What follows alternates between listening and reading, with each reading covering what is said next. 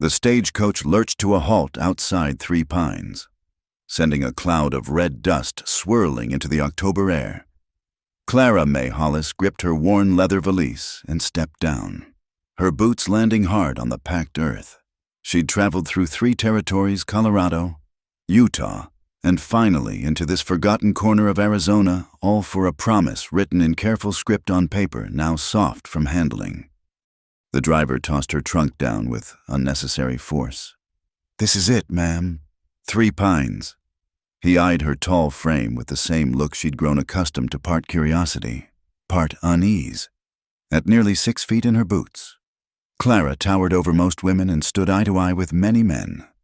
"Much obliged," she said, her voice steady despite the knot in her stomach.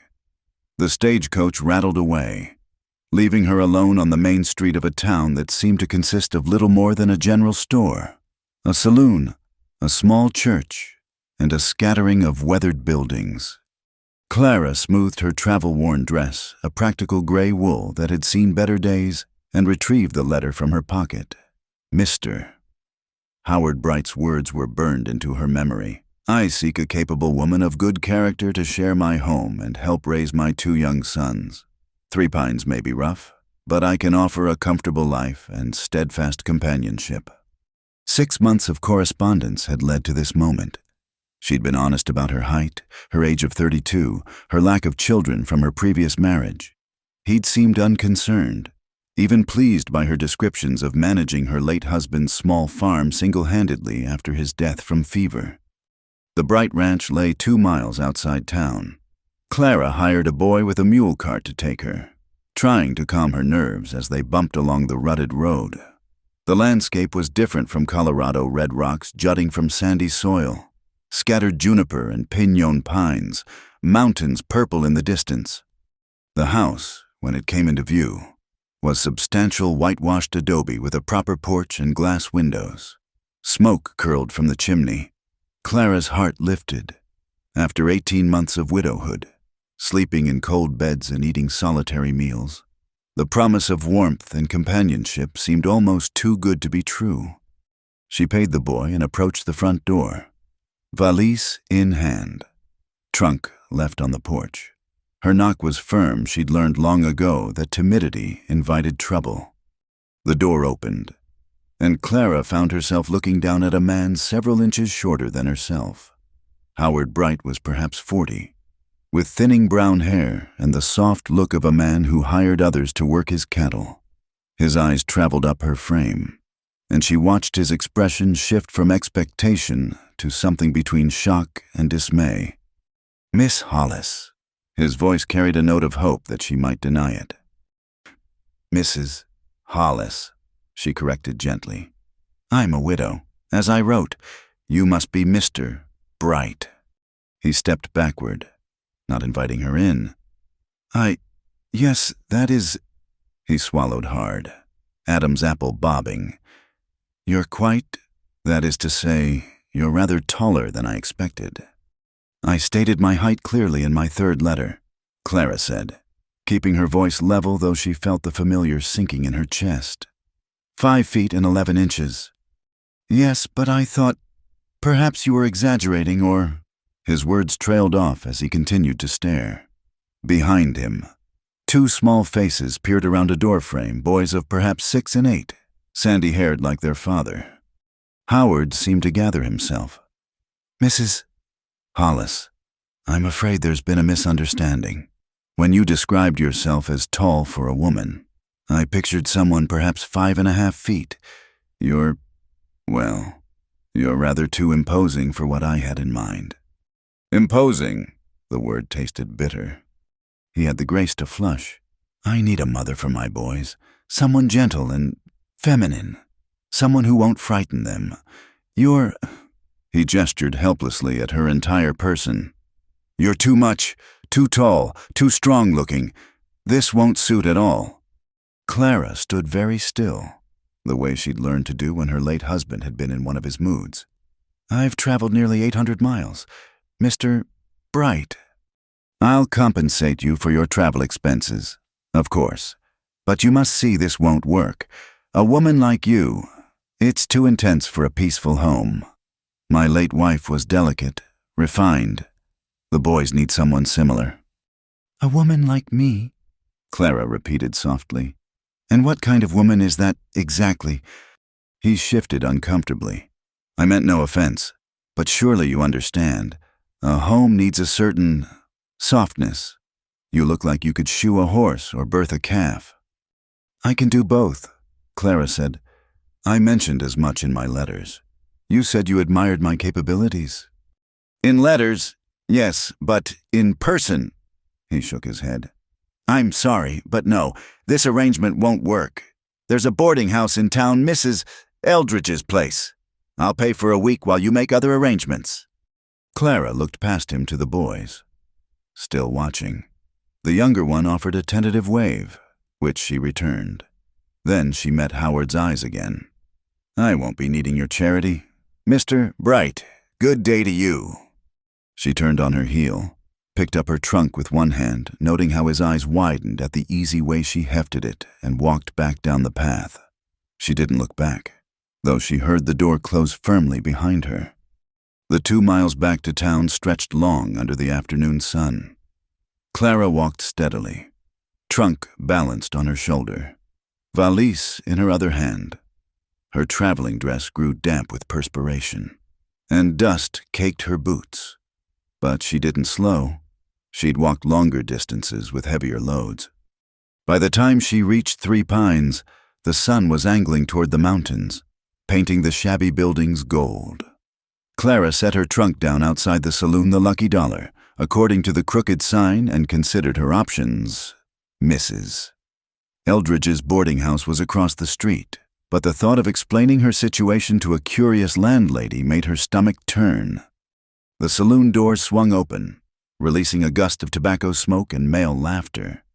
A man stumbled out, took one look at Clara, and whistled low. Well, ain't you a tall drink of water? Clara gave him a look that had once stopped a drunken ranch hand in his tracks. This man, too, retreated, mumbling something about not meaning any harm. She needed a moment to think, to plan. The familiar weight of being too much too tall, too strong, too capable settled over her shoulders like a lead blanket. Howard Bright's rejection stung more than it should have. She'd known. Hadn't she known that her descriptions on paper could never prepare a man for the reality of her? The saloon beckoned.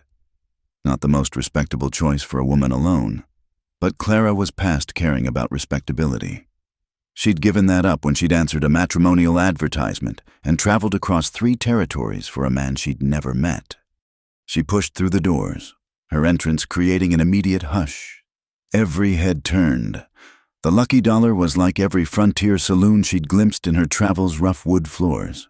A long bar backed by a spotted mirror. Tables scarred by knives and spurs. Air thick enough to cut. Clara walked to the bar, conscious of every eye following her movement. The bartender, a grizzled man with impressive mutton chops, gaped openly. Whiskey, she said, setting coins on the scarred wood.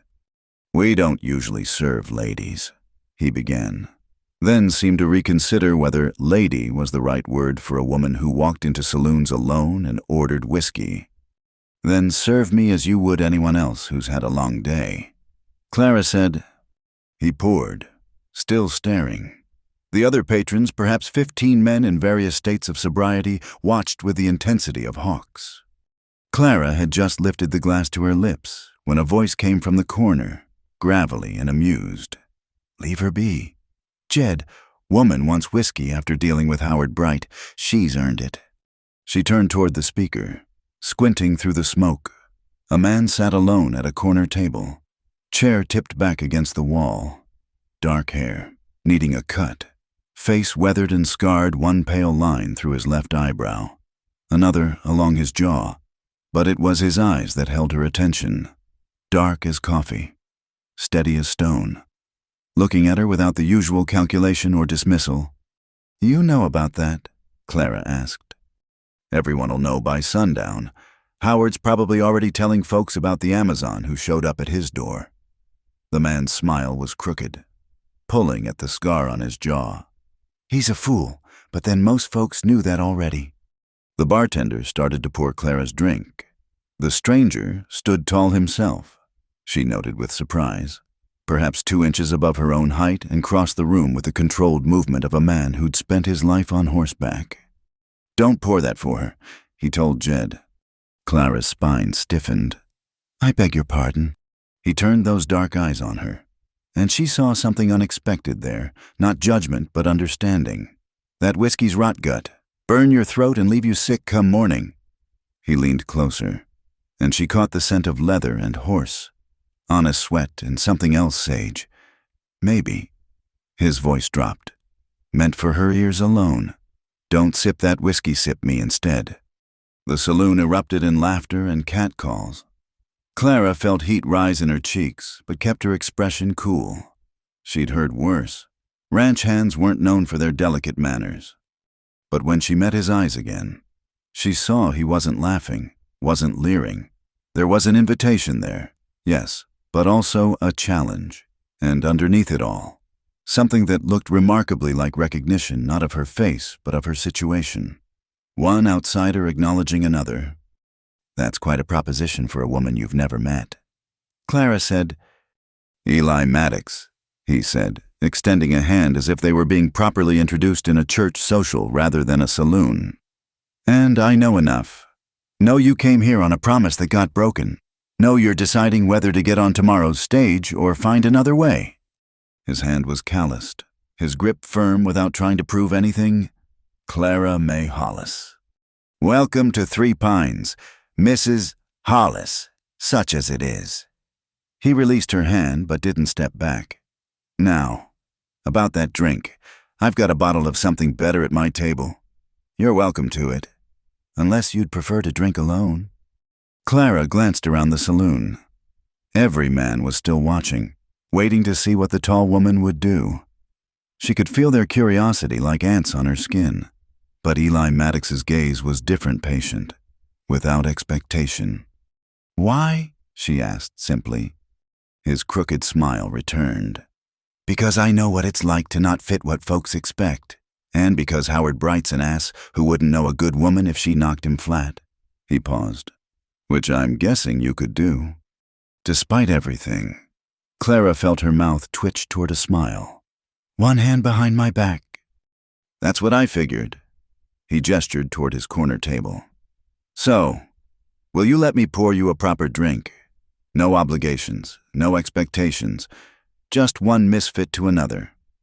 Clara looked at the glass of rot-gut whiskey, then at the door leading back to the dusty street and uncertain future. Finally, she looked at Eli Maddox, scarred, steady, offering nothing more than decent whiskey and a moment's understanding. "All right," she said, surprising herself. "One drink."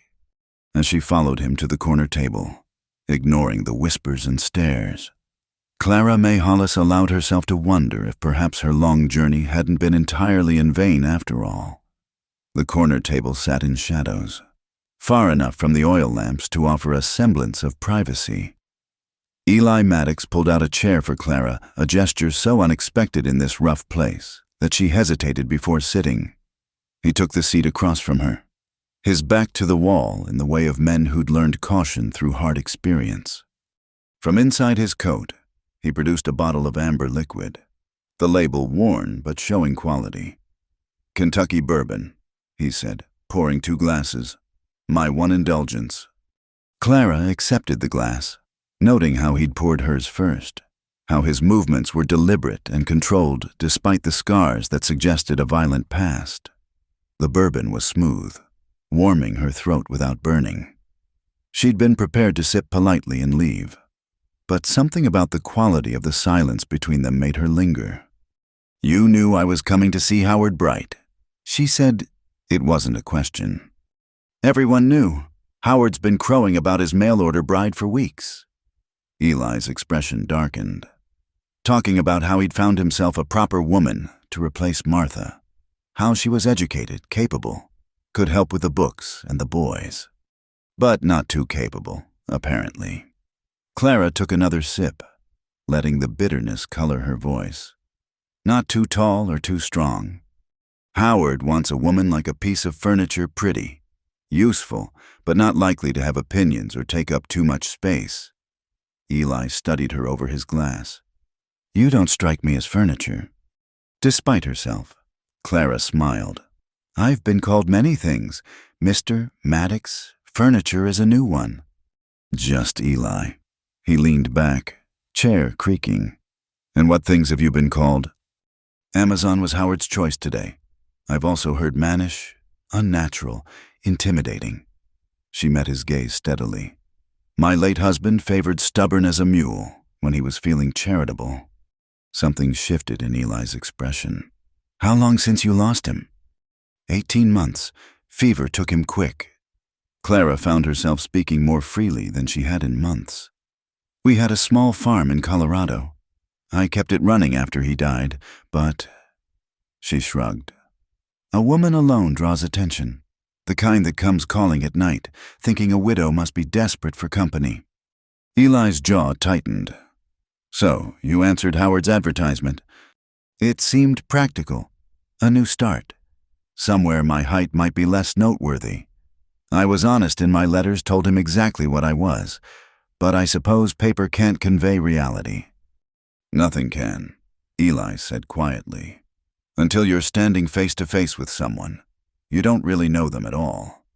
The saloon noise continued around them, cards slapping on tables, spurs jingling, rough laughter, but their corner felt separate from it all. Clara found herself studying the man across from her. His clothes were well maintained, but worn, the cloth and leather of a working cowboy. His hands, wrapped around the glass, bore the scars of rope burns and hard labor. But there was something else about him, a stillness that spoke of grief held close. You're a widower, she said, not asking. His smile was sharp as glass. That obvious. You hold yourself like someone carrying weight. I recognize it. Eli poured them both another measure. 3 years come spring. Sarah, lung fever, like half the women out here. He was quiet a moment. She was nothing like you. Clara felt the familiar sting, even here, even from someone who seemed to understand. Small, Eli continued. Delicate, scared of horses, hated the dust, cried when she had to wring a chicken's neck. He looked directly at Clara. I spent 2 years trying to keep her alive out here, trying to shield her from how hard this life is. Failed in the end. I'm sorry, Clara said, meaning it. Don't be. I loved her, but loving someone doesn't mean they're suited for the life you're living.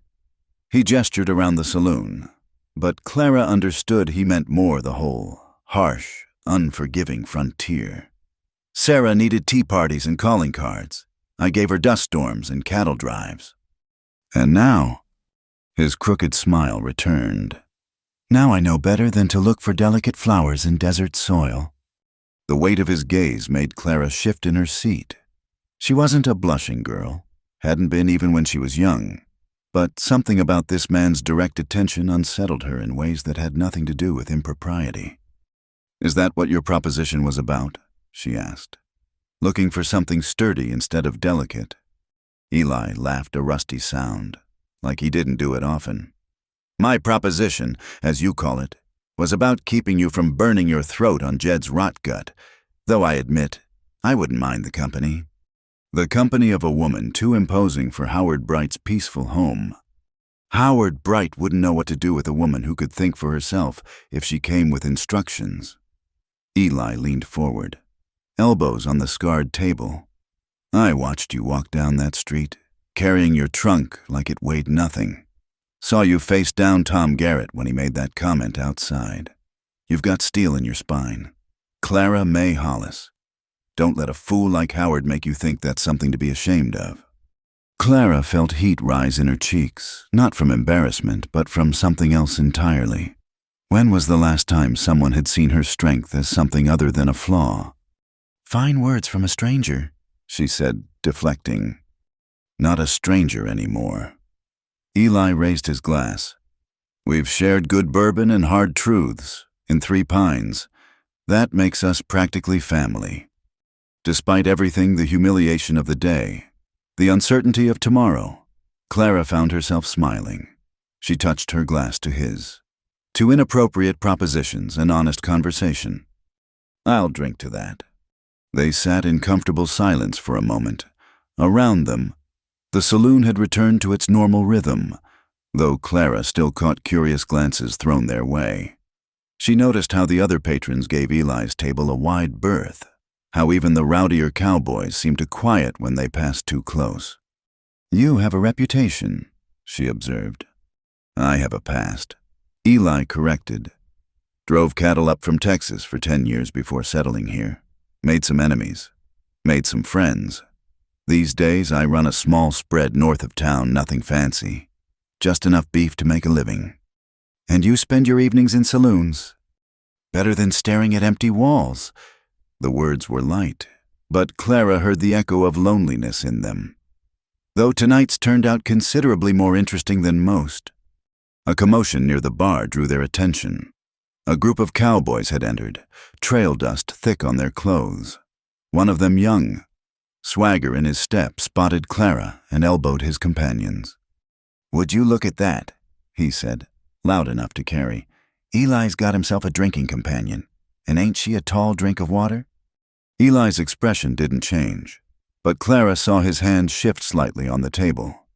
Evening, Jake, boys.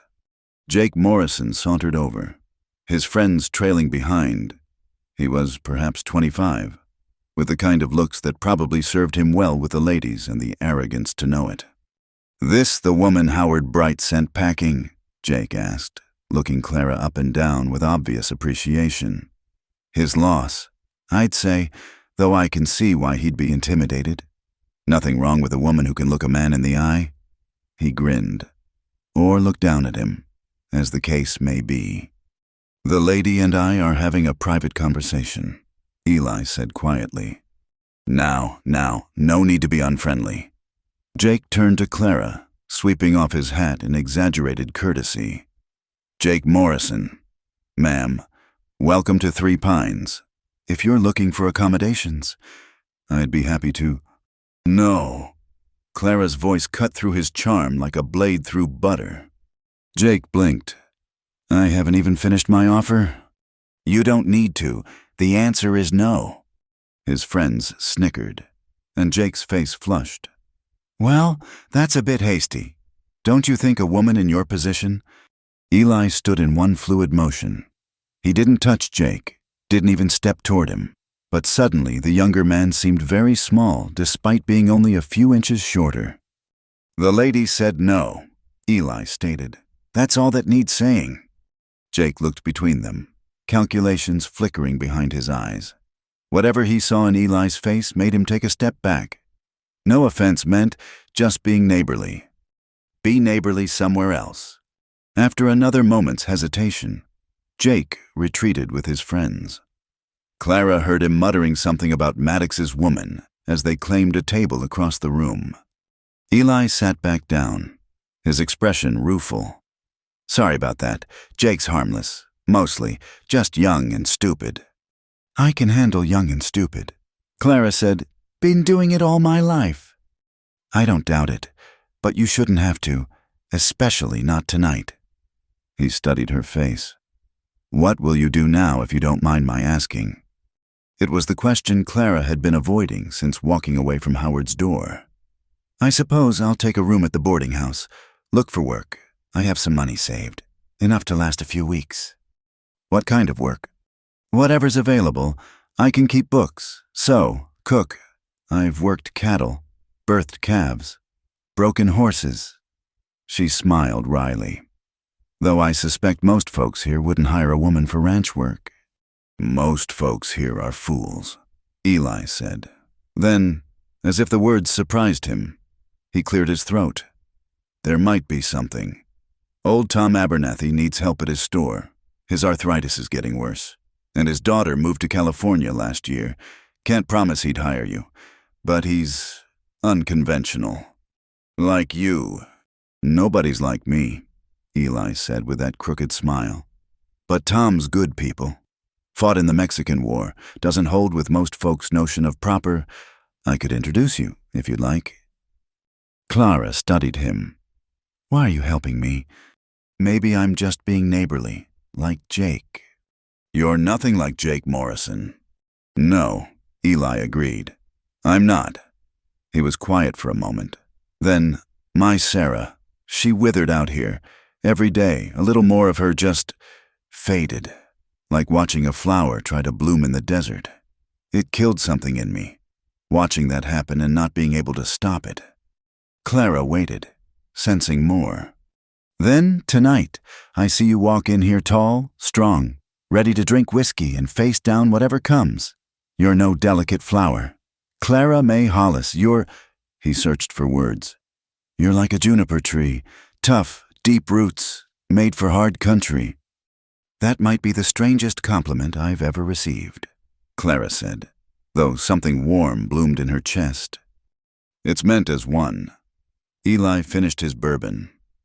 This country needs more junipers and fewer flowers. The saloon was filling up as night deepened. Clara became increasingly aware of her position alone, unchaperoned, drinking with a man she'd just met. If she had any reputation to protect, she was surely shredding it. But what did reputation matter when you'd already been rejected for being too much yourself? I should find that boarding house, she said reluctantly. Before it gets too late. I'll walk you.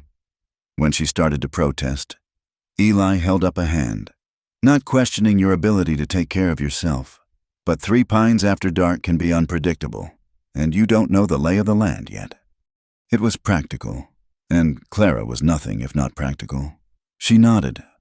Eli left coins on the table, enough to cover the bourbon and then some. As they stood, Clara realized again how rare it was to meet a man who made her feel average-sized. It was nice. They retrieved her trunk from where she'd left it. Eli lifted one end without comment, letting her take the other. Together, they navigated out of the saloon and into the cool desert night. The boarding house was only a short walk, but Eli took the long way, pointing out landmarks. That's Doc Humphrey's place. He's mostly sober before noon. The jail's there, though Sheriff Watson's usually at the saloon. Methodist Church holds services Sundays, if you're inclined. Are you inclined? Not particularly, though I sit through Christmas service to keep the peace. He paused as they reached the boarding house steps. Tom Abernathy opens his store at 7. I could meet you there, make introductions. Clara set down her end of the trunk. You don't have to. I know. Eli's eyes were steady on hers. But I'd like to, if you'll allow it.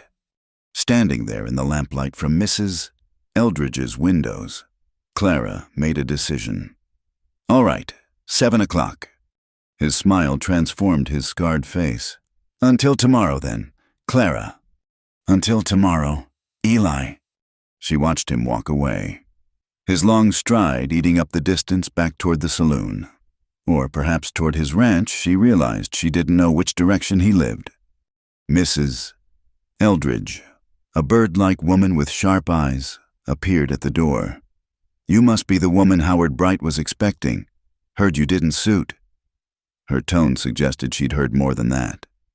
I need a room, Clara said simply. I can pay. Mrs. Eldridge's gaze flicked to where Eli had disappeared into the darkness. I run a respectable establishment. No gentlemen callers after 8. No drinking in the rooms. No cursing. That won't be a problem. The older woman studied her with calculating eyes. $1 a night, includes breakfast. Dinner's extra, laundries on Mondays. Clara paid for 3 nights up front, hoping it wouldn't be necessary. Mrs. Eldridge showed her to a small room at the back clean, with a narrow bed and a washstand. That Eli Maddox who walked you here? The landlady asked from the doorway. Yes. Good man, for all his reputation.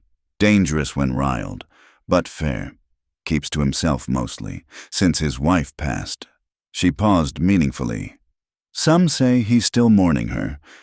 We just shared a drink. Clara said, he was kind when I needed kindness. Mrs. Eldridge snorted. Eli Maddox doesn't do just anything, but it's your business. She turned to go, then looked back.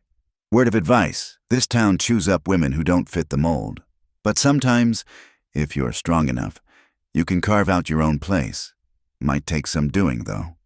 After she left, Clara sat on the narrow bed and finally allowed herself to feel the full weight of the day. The humiliation of Howard's rejection, the uncertainty of her future, the strange, unexpected connection with a scarred cowboy who compared her to a juniper tree.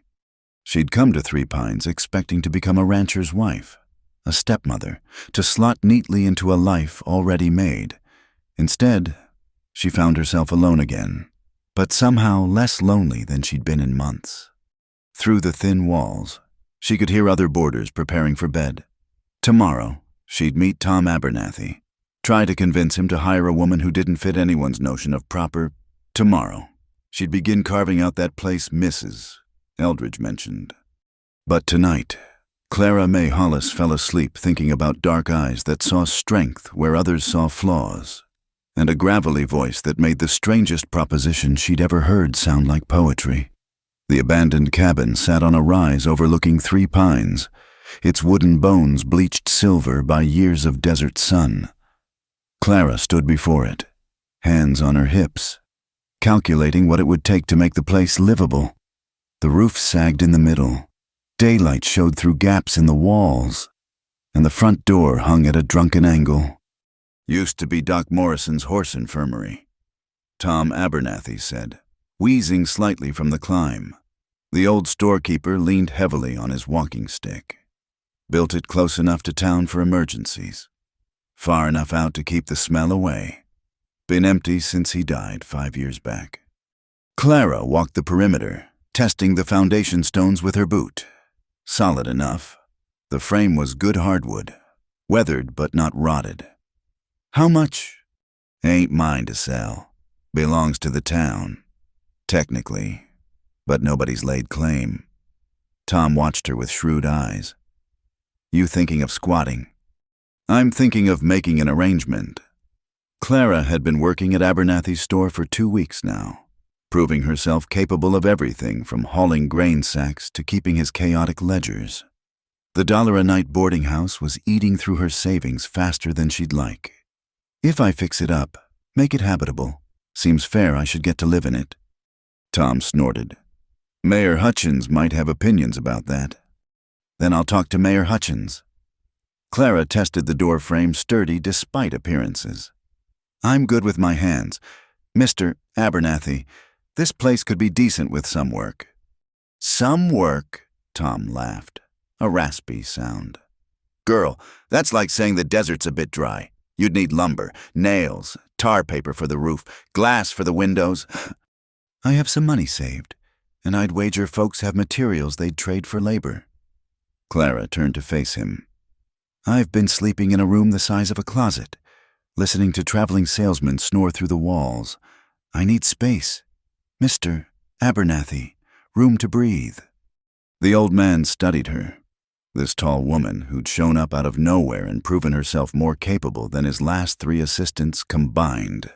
Eli Maddox know about this plan of yours? Clara's jaw tightened. In 2 weeks, Eli had become a constant if undemanding presence, stopping by the store on invented errands. Sharing dinner at the boarding house dining room when he was in town, always respectful of boundaries, but clearly interested in her company. The town had noticed, of course. Clara couldn't buy thread without someone mentioning Eli's name. I don't see how that's relevant, she said. Don't you? Tom's grin revealed missing teeth. Man's been coming to town twice as often since you arrived. Bought more supplies in 2 weeks than he usually does in 2 months. You think that's coincidence? Mr. Maddox has been kind. That doesn't give him say over where I choose to live. No, but he might have opinions about a woman living alone in a half-collapsed shack on the edge of town, especially a woman he's sweet on. Heat crept up Clara's neck. It's not like that. Sure it ain't. Tom started back down the hill, moving carefully on the loose stones. Tell you what, you talk to Hutchins, get his blessing, and I'll trade you some lumber for extra hours at the store. Fair warning, though that place'll need more than lumber and determination to make it livable. Clara remained at the cabin after Tom left, walking through the empty rooms, envisioning possibilities. The main room was spacious, with a stone fireplace that looked sound. 2 smaller rooms off the back, one could be a bedroom, the other for storage. The kitchen was barely more than a lean-to, but she could work with that. She was testing the pump handle by the back door, rusty but functional, when she heard horses approaching. Eli Maddox crested the rise, leading a pack mule loaded with tools. "Tom said I'd find you here," he said, dismounting with easy grace. Clara straightened, wiping rust from her hands. "Did he also tell you why?" "Something about you planning to squat in Doc Morrison's old place." Eli surveyed the cabin with a critical eye. He wasn't wrong about it needing work. "I'm not afraid of work." "Never said you were." He untied a hammer from the mule's pack. "Question is whether the bones are worth saving." Before Clara could respond, he was moving through the structure with practiced efficiency, testing joints, checking for rot, examining the chimney. She found herself following, oddly touched by his matter-of-fact assessment. "Foundation's good," he announced.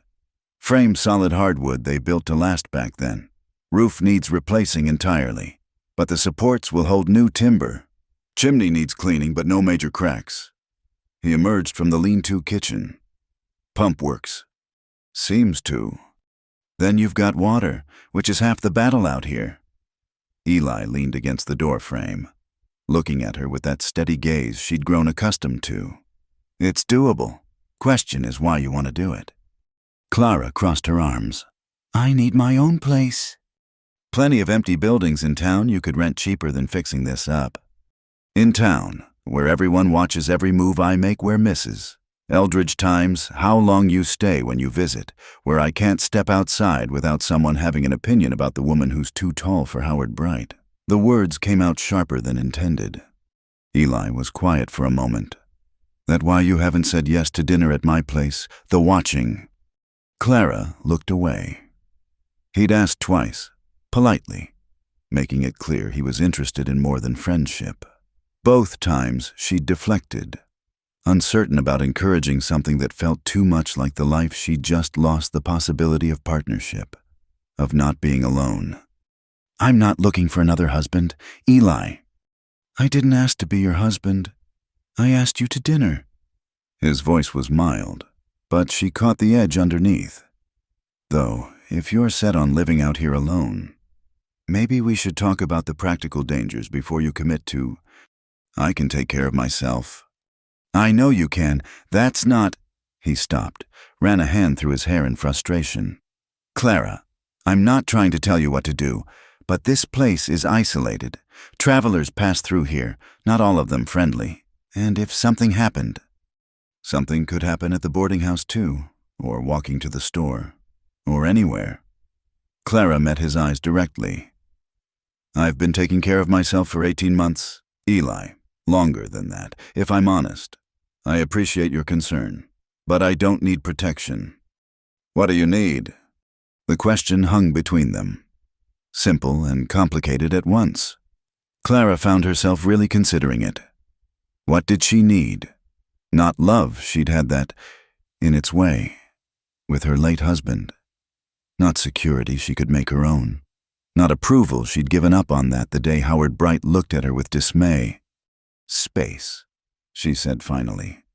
"A place that's mine, where I can be exactly as tall and strong and capable as I am without apology." Eli nodded slowly. "All right, then let's see what it'll take to give you that." "Let's—" He was already heading back to the mule, unloading tools. "You'll need help with the roof at minimum. That's a 2-person job unless you want to break your neck." "I've got experience with construction, and I owe Doc Morrison anyway. He saved my best horse once." "I can't pay you." "Didn't ask you to." He handed her a pry bar. "We'll start with the loose boards, see what we're really working with. You handle the lower sections. I'll check the roof." Clara hefted the pry bar, torn between gratitude and wariness. "Why are you doing this?" Eli paused in sorting tools. Because you're the first woman I've met in 3 years who makes me want to build something instead of just maintain what I've got. Because you don't need me, which means if you choose to spend time with me, it's because you want to. He selected a hammer, tested its weight, and because everybody needs help sometimes, even if they're too stubborn to ask for it. They worked in companionable silence for the next hour, prying loose boards, assessing damage. Eli was efficient and knowledgeable, pointing out problems but also solutions. Clara found herself relaxing into the rhythm of physical labor, the satisfaction of doing something concrete. The sun was high when Eli called a break. They sat on the front step, sharing water from his canteen, looking out over 3 pines spread below them. "I'm sorry," Clara said suddenly. "About dinner. You've been nothing but kind, and I've been—" "Careful," Eli finished. "Nothing wrong with careful. My late husband, Samuel, he wasn't a bad man." Clara rarely spoke of her marriage, but something about the morning's work had loosened her tongue. He had ideas about how things should be, how I should be, smaller, quieter, less opinionated. He married me thinking he could shape me into what he wanted. How'd that work out? Clara smiled without humor.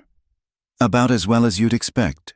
We rubbed along, but there was always this sense that I was failing him just by being myself. Too tall, too strong, laughed too loud, worked too hard. She took another sip of water. When he died, along with the grief was this, relief, like I could finally stretch out to my full size without someone sighing about it. "And now I'm asking you to dinner." Eli's voice was thoughtful. "Probably feels like stepping back into a box." "Maybe. I don't know." Clara handed back the canteen. "You don't seem like you're looking for someone to shape." "No, I tried that with Sarah. Tried to shape the world to fit her instead of finding someone who fit the world as it is." He stood, dusting off his pants. "Tell you what, forget dinner at my place. Too much like courting, too much expectation. But I'll be working on this cabin same as you seems only fair. We share a meal while we work. Nothing formal, just food and conversation and maybe getting to know each other without the whole town watching." "That's still courting, just with hammers involved." "Maybe." His crooked smile appeared. "But at least it's practical courting." Despite herself, Clara laughed. "Practical courting? Is that what we're calling it?" "Unless you've got a better name." She stood, matching his height, meeting his eyes. "All right, Eli Maddox, practical courting. But the first time you tell me I'm too tall or suggest I should be quieter, I'm throwing you out of my half-built house." "Fair enough. And the first time I try to protect you from something you can handle yourself, you can hit me with that pry bar." "Deal." They shook on it, formal as a business arrangement, though Clara felt anything but businesslike with his hand in hers. The rest of the morning passed quickly. They developed an easy rhythm Eli on the roof, calling down observations. Clara below, making lists of needed materials. By noon, they had a clear picture of the project's scope. 3 weeks of solid work, minimum. Eli concluded, longer if we can only work evenings and Sundays. "I can work mornings before the store opens, too." "That's a lot of labor on top of your job." Clara shrugged. "I've worked harder for less reward." They were packing up tools when voices drifted up from the town path. Mayor Hutchins appeared, red-faced from the climb, followed by Howard Bright and 2 other town councilmen. "Miss Hollis." The mayor wheezed. "Heard you were up here. This is town property." "Mrs. Hollis," Clara corrected coolly. "And I'm aware it's town property. I plan to speak with you about that." "No need." Howard hadn't looked at her directly since arriving. "The council's decided to tear this place down. Eyesore. Attracts vagrants." "Since when?" Eli's voice was dangerously quiet. "Since we heard someone was planning to squat here," one of the councilmen said, glancing nervously between Eli and Clara. "No offense, ma'am, but it wouldn't be proper. Woman living alone, edge of town. I'll pay rent. Clara said, fix it up at my own expense. The town gets a maintained property instead of an eyesore, and I get a home. Absolutely not. Howard's face was flushed. What kind of message does that send that Three Pines welcomes? Welcomes women who don't fit your narrow definition of acceptable, Clara suggested. Troublemakers. Howard spat. That's what women who walk into saloons, who do men's work, who refuse to know their place. Careful, Howard. Eli had shifted slightly, putting himself between Clara and the councilman, not protecting her. She noted, just making his position clear. Don't threaten me, Maddox. This is town business. This is pettiness, Clara said. You're going to tear down a building just to spite me. Mayor Hutchins cleared his throat. Now, let's not be hasty. Howard, the place has been empty 5 years without us caring. And if Mrs. Hollis wants to improve it, you stay out of town politics. Hutchins. Howard snapped. You know what's proper and what isn't. I know waste when I see it, the mayor replied mildly. Tom Abernathy speaks highly of Mrs. Hollis, says she's the best help he's had. Tom Abernathy would hire a trained bear if it could lift grain sacks. Maybe so, but bears can't do arithmetic, and Mrs. Hollis sorted out his books in 2 days. The mayor looked at Clara with calculating eyes. Tell you what, come to the council meeting Thursday night. Present your proposal formal-like. We'll vote on it. This is ridiculous, Howard started. This is democracy. Hutchins interrupted. Thursday night, Mrs. Hollis, 7 sharp.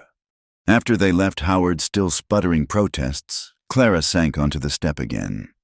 Well, that's that, then. You giving up? Eli sat beside her, close enough that she could feel the warmth radiating from him. You heard him. I'm a troublemaker. A woman who doesn't know her place.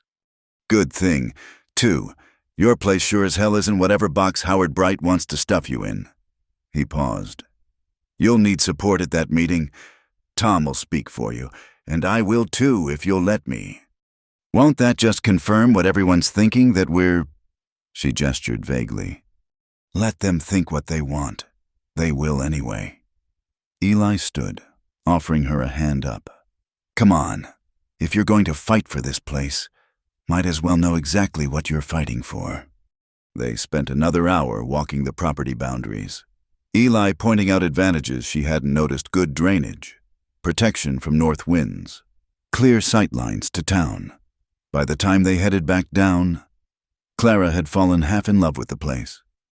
Thursday night, Eli said as they reached the store. Want company walking to the meeting? Practical courting doesn't usually involve town council meetings. Nothing about you as usual. Clara May. Might as well start as we mean to go on. She looked at him, this scarred, steady man who saw her strength as an asset rather than a flaw. All right, Thursday night. As she watched him ride away, Clara touched the pry bar she still carried. 3 weeks to make a ruin into a home, if the council allowed it.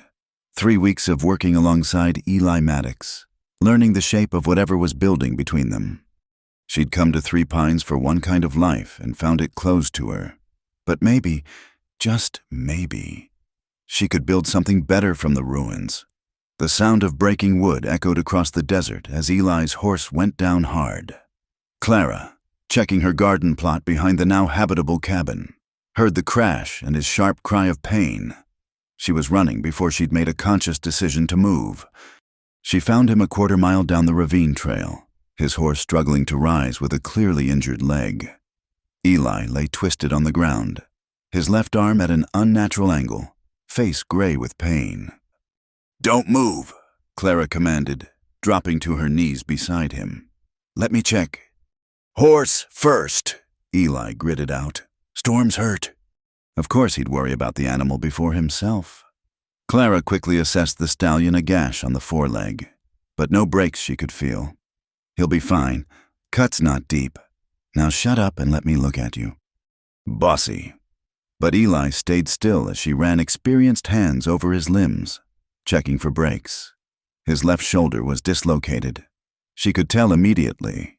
Ribs seemed intact, though he'd have spectacular bruises. What happened? Rattler spooked him. Went over before I could, he gasped as she probed his shoulder. Dislocated, Clara confirmed. I can reset it, but it'll hurt like hell. You've done this before. Ranch life, Samuel dislocated his twice. She was already positioning herself. On 3, 1. She yanked on 2. The joint slipped back with an audible pop. Eli's curse would have made a sailor blush, but the relief on his face was immediate. Thought you said 3, he panted. Lied. Clara fashioned a sling from her apron. Can you ride? Don't have much choice. He struggled to sit up, swaying slightly. Town's closer than my place. My cabin's closer than both. She helped him to his feet, steadying him when he wavered. Storm can follow. Come on. Clara, I don't think... Would you rather bleed all over Doc Humphrey's office while he's 3 sheets to the wind? She got her shoulder under his good arm. Or you can let me clean you up proper. Your choice. He leaned on her more heavily than either of them liked. But they made it to the cabin with Storm limping behind. Clara had spent 6 weeks making the place livable. The roof was solid now. Walls chinked, windows glazed. It wasn't fancy, but it was hers. She got Eli settled in the chair by the fireplace, then led Storm to the lean-to she'd converted into a small stable. The horse's cut was clean, needing only washing and a simple bandage. When she returned inside, Eli had his eyes closed, face still too pale. Shirt off, she ordered, gathering her medical supplies. Usually I get dinner first, he mumbled, but complied one-handed. Clara had seen men's bodies before ranch life didn't allow for modesty, but something about Eli Maddox shirtless in her home made her hands unsteady. Scars mapped stories across his chest and back. A bullet wound, long-healed, near his ribs. Rope burns on his arms. The evidence of a hard life lived without complaint. She cleaned the scrapes from his fall with careful efficiency. The bullet scar looks old. 8 years. Cattle rustlers in Texas. He watched her work, dark eyes steady despite the pain. The others are less interesting. Horses, mainly. One disagreement with a longhorn. And this, her fingers ghosted over a thin line across his chest. Sarah threw a plate at me once. Good aim. He smiled at the memory. Surprising Clara. She had a temper when riled. People forget that about delicate women they can be fierce too. Clara secured the sling, trying not to notice how warm his skin felt under her hands. There, the shoulder will be sore for weeks. Try not to use it. Yes, ma'am. He caught her hand as she moved a step away. Thank you. It's nothing you wouldn't do for me. That's not the same as nothing. His thumb brushed across her knuckles. Most women would have ridden for town, fetched help. You just handled it. I told you I was capable. You told me a lot of things. Seeing them is different. He released her hand reluctantly. I should get home. You should rest. That shoulder needs ice, and you're still shaky. Clara moved to the kitchen area. I'll make coffee. Real coffee, not that swill from the boarding house. I shouldn't stay. People will talk. People are already talking. Clara measured grounds with perhaps more force than necessary. According to Mrs. Eldridge, half the town thinks we're already carrying on in sin. The other half is betting on when you'll wise up and find a proper woman. That's so. Eli shifted in the chair, testing his shoulder. What do you think? I think gossip is like dust out here, gets into everything, whether you want it or not. She set the pot on the stove. I also think you need food. When's the last time you ate? This morning. Maybe. Maybe? Clara shook her head. No wonder you're shaky. She busied herself with simple food bread, cheese, cold beef from yesterday's dinner. As she worked, she was aware of Eli watching her, his presence filling the small space in a way that wasn't unpleasant. "You've done well with the place," he said. "Feels like a home now." "It's getting there." Clara set the food before him. "Eat." "Bossy," he said again, but with warmth. "Clara, can I ask you something?" "You can ask." "That first night, at the saloon, what made you stay could have walked away when I made that fool comment about the whiskey." Clara poured coffee, considering. "Honestly, I almost did, but then I saw your eyes. You weren't looking at me like the others, like I was either a circus curiosity or a problem to solve. You just saw me." "I did, too." He shifted forward, wincing slightly. "Clara." A knock at the door interrupted whatever he'd been about to say. Clara opened it to find Jake Morrison and 2 other cowboys, horses lathered from hard riding. "Mrs. Hollis, is Eli?" Jake's words died as he spotted Eli shirtless in her kitchen. "Well, guess he is." "Storm through him," Clara said coolly. "Dislocated shoulder." "Sure, that's what happened." One of the other cowboys smirked. "Shoulder injury." "Right." Eli stood slowly. "You boys need something." "Your neighbor's cattle got into your south pasture. Broke through the fence. Figured you'd want to know." Jake's eyes kept darting between them, clearly drawing conclusions. "I'll deal with it tomorrow." "Tomorrow?" The smirking cowboy laughed. "Got better things to do tonight." "Cal," Eli's voice carried warning. "Just saying, if a man's too busy to tend his cattle." Cal let the implication hang. Clara stepped forward. "Mister, Maddox injured his shoulder being thrown from his horse. I provided medical attention. If you have issue with that, you can take it up with me directly instead of snickering like schoolboys." Cal flushed. "No offense meant, ma'am." "Then stop acting offensive." She turned to Jake. "Thank you for the information about the cattle. I'm sure Mr. Maddox appreciates neighbors who look out for his interests." Jake had the grace to look embarrassed. "Yes, ma'am. Eli, you need help moving those cattle tomorrow. Just holler." After they left, Clara closed the door harder than necessary. "Wonderful. That'll be all over town by morning." "Let it be." Eli had moved to stand behind her. "Clara, look at me." She turned reluctantly. He'd pulled his shirt back on, but hadn't buttoned it, and the vulnerability of his injured arm in the sling somehow made him seem both stronger and more human. "I don't care what they say," he told her. "Do you?" "I care that your reputation—" "My reputation was set years ago. Widower, loner, dangerous when crossed. Nothing Jake Morrison can say will change that." He stepped closer. "But you're trying to build something here. Make a place for yourself. I don't want to complicate that." "Too late," Clara laughed, short and humorless. "I complicated things the day I walked into that saloon instead of going meekly to the boarding house." "Is that what you think you should have done, been meek?" "It would have been easier." "Easier isn't always better." His good hand came up to cup her cheek. "Clara May Hollis, you are the least meek woman I've ever met, and thank God for it." The kiss was inevitable. Really. Clara had felt it building for weeks in shared looks over lumber and nails, in casual touches that lingered, in the way he said her name like it meant something. His lips were warm, gentle but sure, and Clara found herself leaning into him, careful of his shoulder. When they parted, she kept her eyes closed an extra moment, trying to hold on to the feeling. "Eli." "I know, complicated." He rested his forehead against hers. "But I'm tired of pretending I don't want this. Aren't you?" A coyote howled somewhere in the darkness, the sound lonely and wild. Clara thought of her empty bed, of the months of being strong and capable and utterly alone. "Yes." "Then let them talk." He kissed her again, briefer but no less meaningful. "Now, I really should go, or I'll be tempted to stay and really give them something to gossip about." "Your shoulder will heal fine. I've had worse." He moved toward the door, then paused.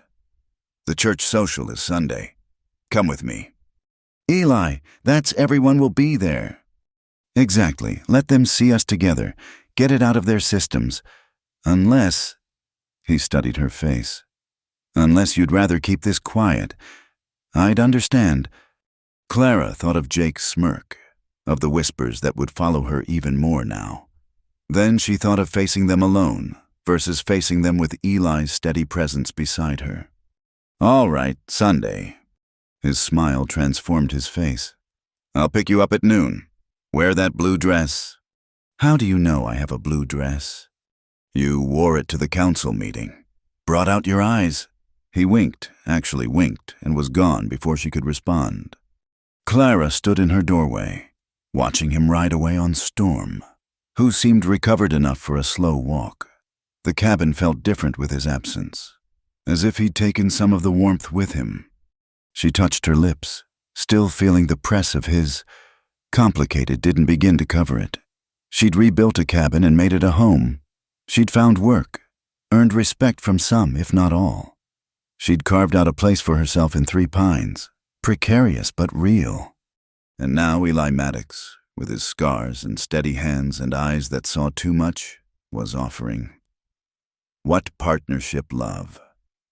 Another chance at something she wasn't sure she knew how to do anymore.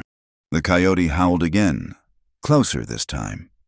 Clara secured the door and banked the fire, preparing for bed. On the table, Eli's coffee cup sat beside hers, and she found herself smiling at the sight. Sunday, she'd wear the blue dress and walk into that church social on Eli Maddox's arm, and the good people of Three Pines could make of it what they would. She'd faced down worse than gossip. She'd survived rejection, solitude, and starting over with nothing but determination. What was a little scandal compared to that? As she lay in bed, shoulder aching from supporting Eli's weight, Clara allowed herself to imagine what it might be like to not be alone, to have someone to share the burden when horses fell, when fences broke, when the world felt too large and empty. Complicated, yes, but maybe, just maybe, worth it. The next morning brought exactly what Clara expected, Mrs. Eldridge at her door before the sun was fully up, face alight with scandalized curiosity. Heard Eli Maddox spent time here yesterday, alone, with his shirt off. He dislocated his shoulder. I reset it. Clara didn't invite her in. Was there something else? People are saying, I know what people are saying. Do you have an actual question, Mrs. Eldridge? Or are you just here to fish for gossip? The older woman's mouth opened and closed like a landed trout. Well, I never... No, you probably haven't. Good day. Clara closed the door on further protestations. Through the window, she watched Mrs. Eldridge hurry away, no doubt eager to report on Clara's rudeness to anyone who'd listen. At the store, Tom Abernathy greeted her with a knowing grin. Heard you played doctor yesterday? News travels fast. Faster than wildfire in a drought. He leaned on his cane. Also heard Eli asked you to the church social. Is there anything this town doesn't know about my business? Nope. Tom's grin widened. But I'll tell you something they don't know. Eli Maddox hasn't looked at a woman twice since Sarah died. Hasn't smiled the way he's been smiling lately. Hasn't bothered with church socials or much of anything social. He patted her arm. You're good for him. Mr. Abernathy. And he's good for you. Seen you smile more in the last month than in all the weeks before. He moved toward the ledgers. Now, let's get to work before someone comes in wanting to discuss your moral character. Clara worked steadily through the morning, serving customers who eyed her with varying degrees of curiosity, disapproval, or interest. She kept her responses polite but brief, offering no fuel for the gossip fire. At noon, Eli appeared in the doorway. His arm was still in the sling, but his color was better. Brought lunch, he said, holding up a basket. Figured you might be hiding in the back room by now. I don't hide, Clara said, but she followed him outside gratefully. They ate by the creek behind the store, cold chicken and biscuits, barely tasting the food for the awareness crackling between them. Second thoughts, Eli asked. About Sunday. Third and fourth thoughts, Clara admitted. But no, I said I'd go. You can change your mind. I'd understand. She looked at him, this man who'd offered friendship when she'd needed it, who'd helped her build a home without asking for anything in return, who kissed like he meant it and looked at her like she was exactly right just as she was. I don't want to change my mind, she said. I want to stop being afraid of wanting things. His smile was answer enough. They finished lunch in companionable silence, the creek babbling beside them, the town's whispers seeming very far away. Sunday would come soon enough, bringing with it all the complications of public acknowledgement. But for now, Clara let herself enjoy this sitting beside a good man in the shade of a cottonwood, feeling less alone than she had in years.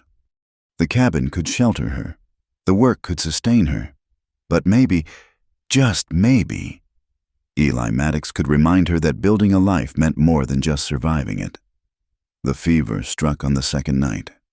Clara had kept vigil through the first, watching Eli's breathing, checking the bandages she'd wrapped around his ribs where the horse's hooves had left deep bruises, but when his skin began burning under her touch and his eyes turned glassy, she knew they were beyond simple injuries. Sarah, Eli mumbled, lost in delirium. Sarah, the snow's too deep. Come back inside. Clara wrung out another cool cloth, pressing it to his forehead. It's Clara, she said quietly, though she knew he couldn't hear her. You're safe. His hand caught hers, grip surprisingly strong. Can't lose you too, not in the storm. The words twisted something in Clara's chest.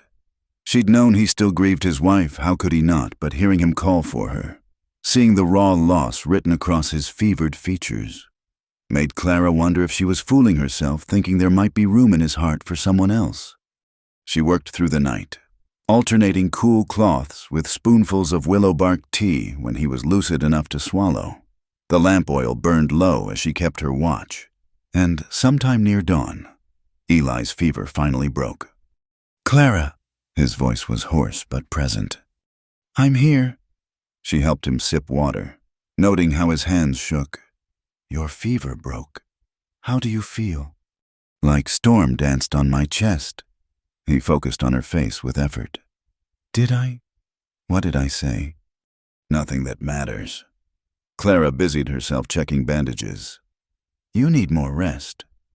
I called for her. It wasn't a question. Sarah. Clara's hand stilled. You were fevered. That's not an answer. He caught her wrist gently. Clara, look at me. She met his eyes reluctantly, even weakened. His gaze was too perceptive. I dream about her sometimes, he said. The night she died, always trying to change it, make it different. He was quiet for a moment. Does that bother you? Should it? You're deflecting. Clara pulled her hand free, needing distance. You loved your wife. Of course you still think of her. I'm not so foolish as to expect otherwise. That's not what I asked. She moved to the window, watching dawn paint the desert in shades of rose and gold.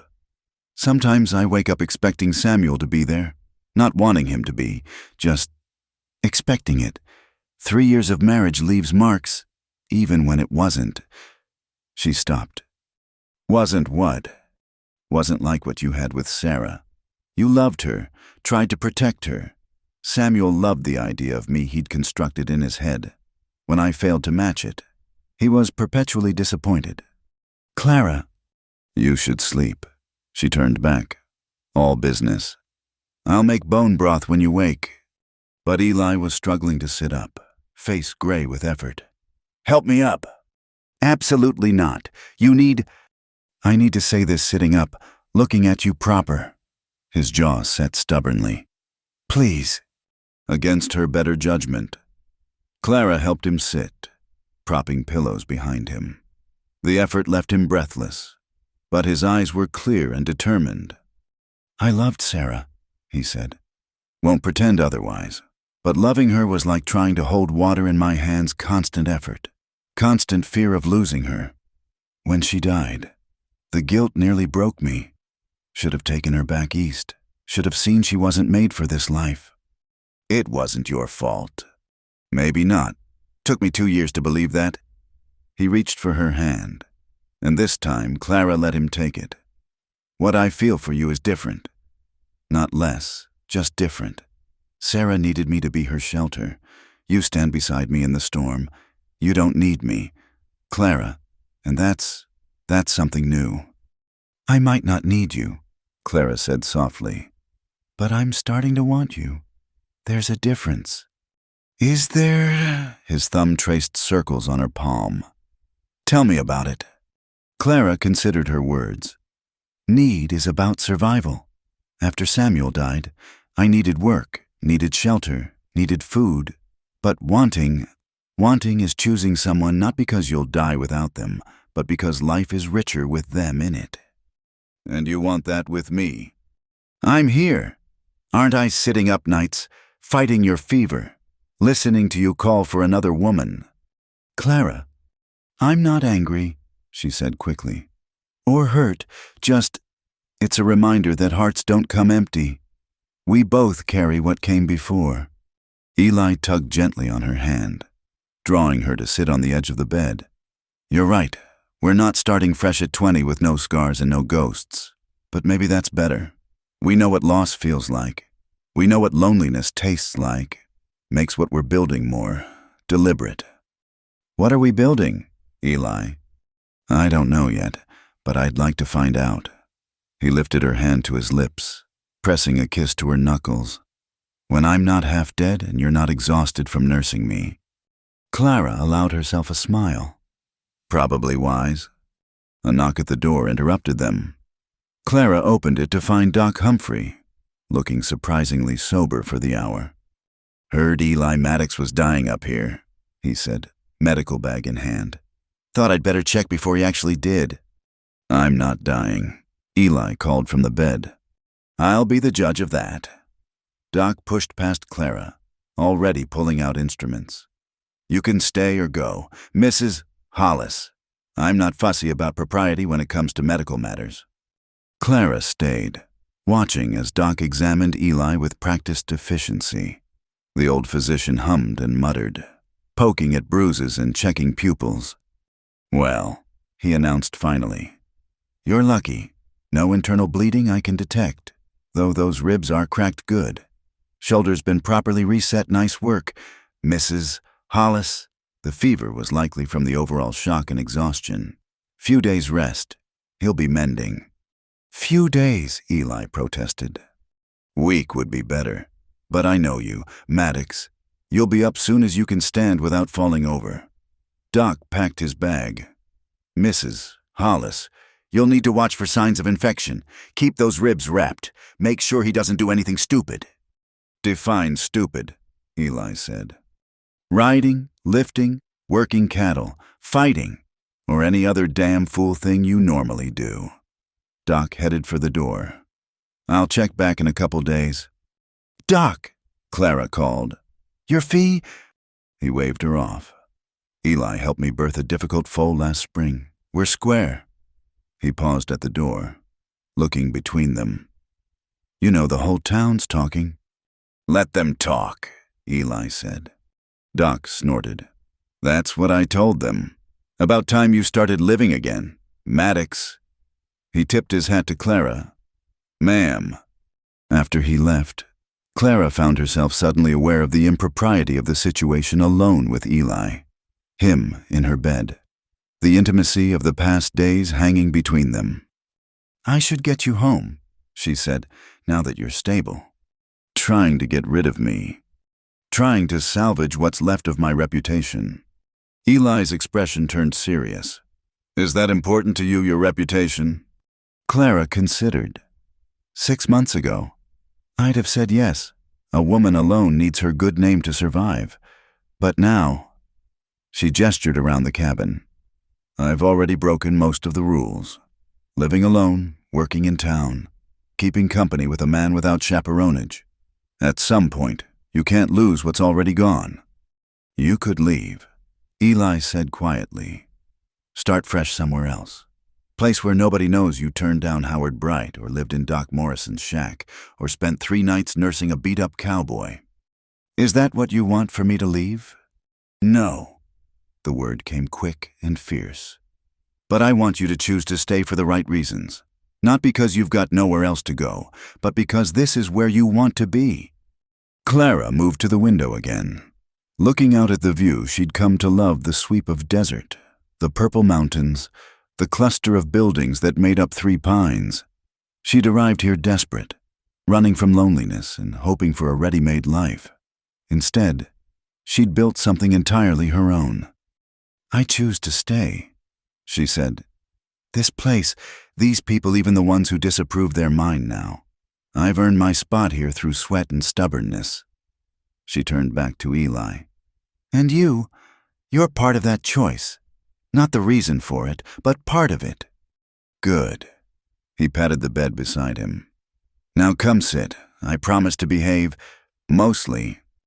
You need rest. I need company. There's a difference. He smiled at her use of her own words. Just sit with me. Clara, we've got time to figure out the rest. She sat carefully on the edge of the bed. Eli's hand found hers, and they stayed like that as the morning sun climbed higher. Not speaking, just being present in the moment. Tell me something, Eli said eventually. Something about you I don't know. Like what? Anything. Your childhood, your favorite season, why you're not afraid of horses like most town-bred women. Clara smiled. I wasn't town-bred. Grew up on a dairy farm in Ohio. My father needed sons but got 3 daughters instead. I was the youngest, the tallest, and the only one who took to farm work. Let me guess your sisters were delicate flowers. Compared to me, everyone's a delicate flower. There was no bitterness in it anymore. Just fact. Mary married at 16, Ruth at 17. Both to merchants who appreciated their feminine graces. And you? I stayed on the farm until Father died. My sisters thought I'd come live with one of them, be the spinster aunt. Instead, I answered Samuel's advertisement for a mail-order bride. She squeezed Eli's hand. Seemed like adventure at the time. Was it?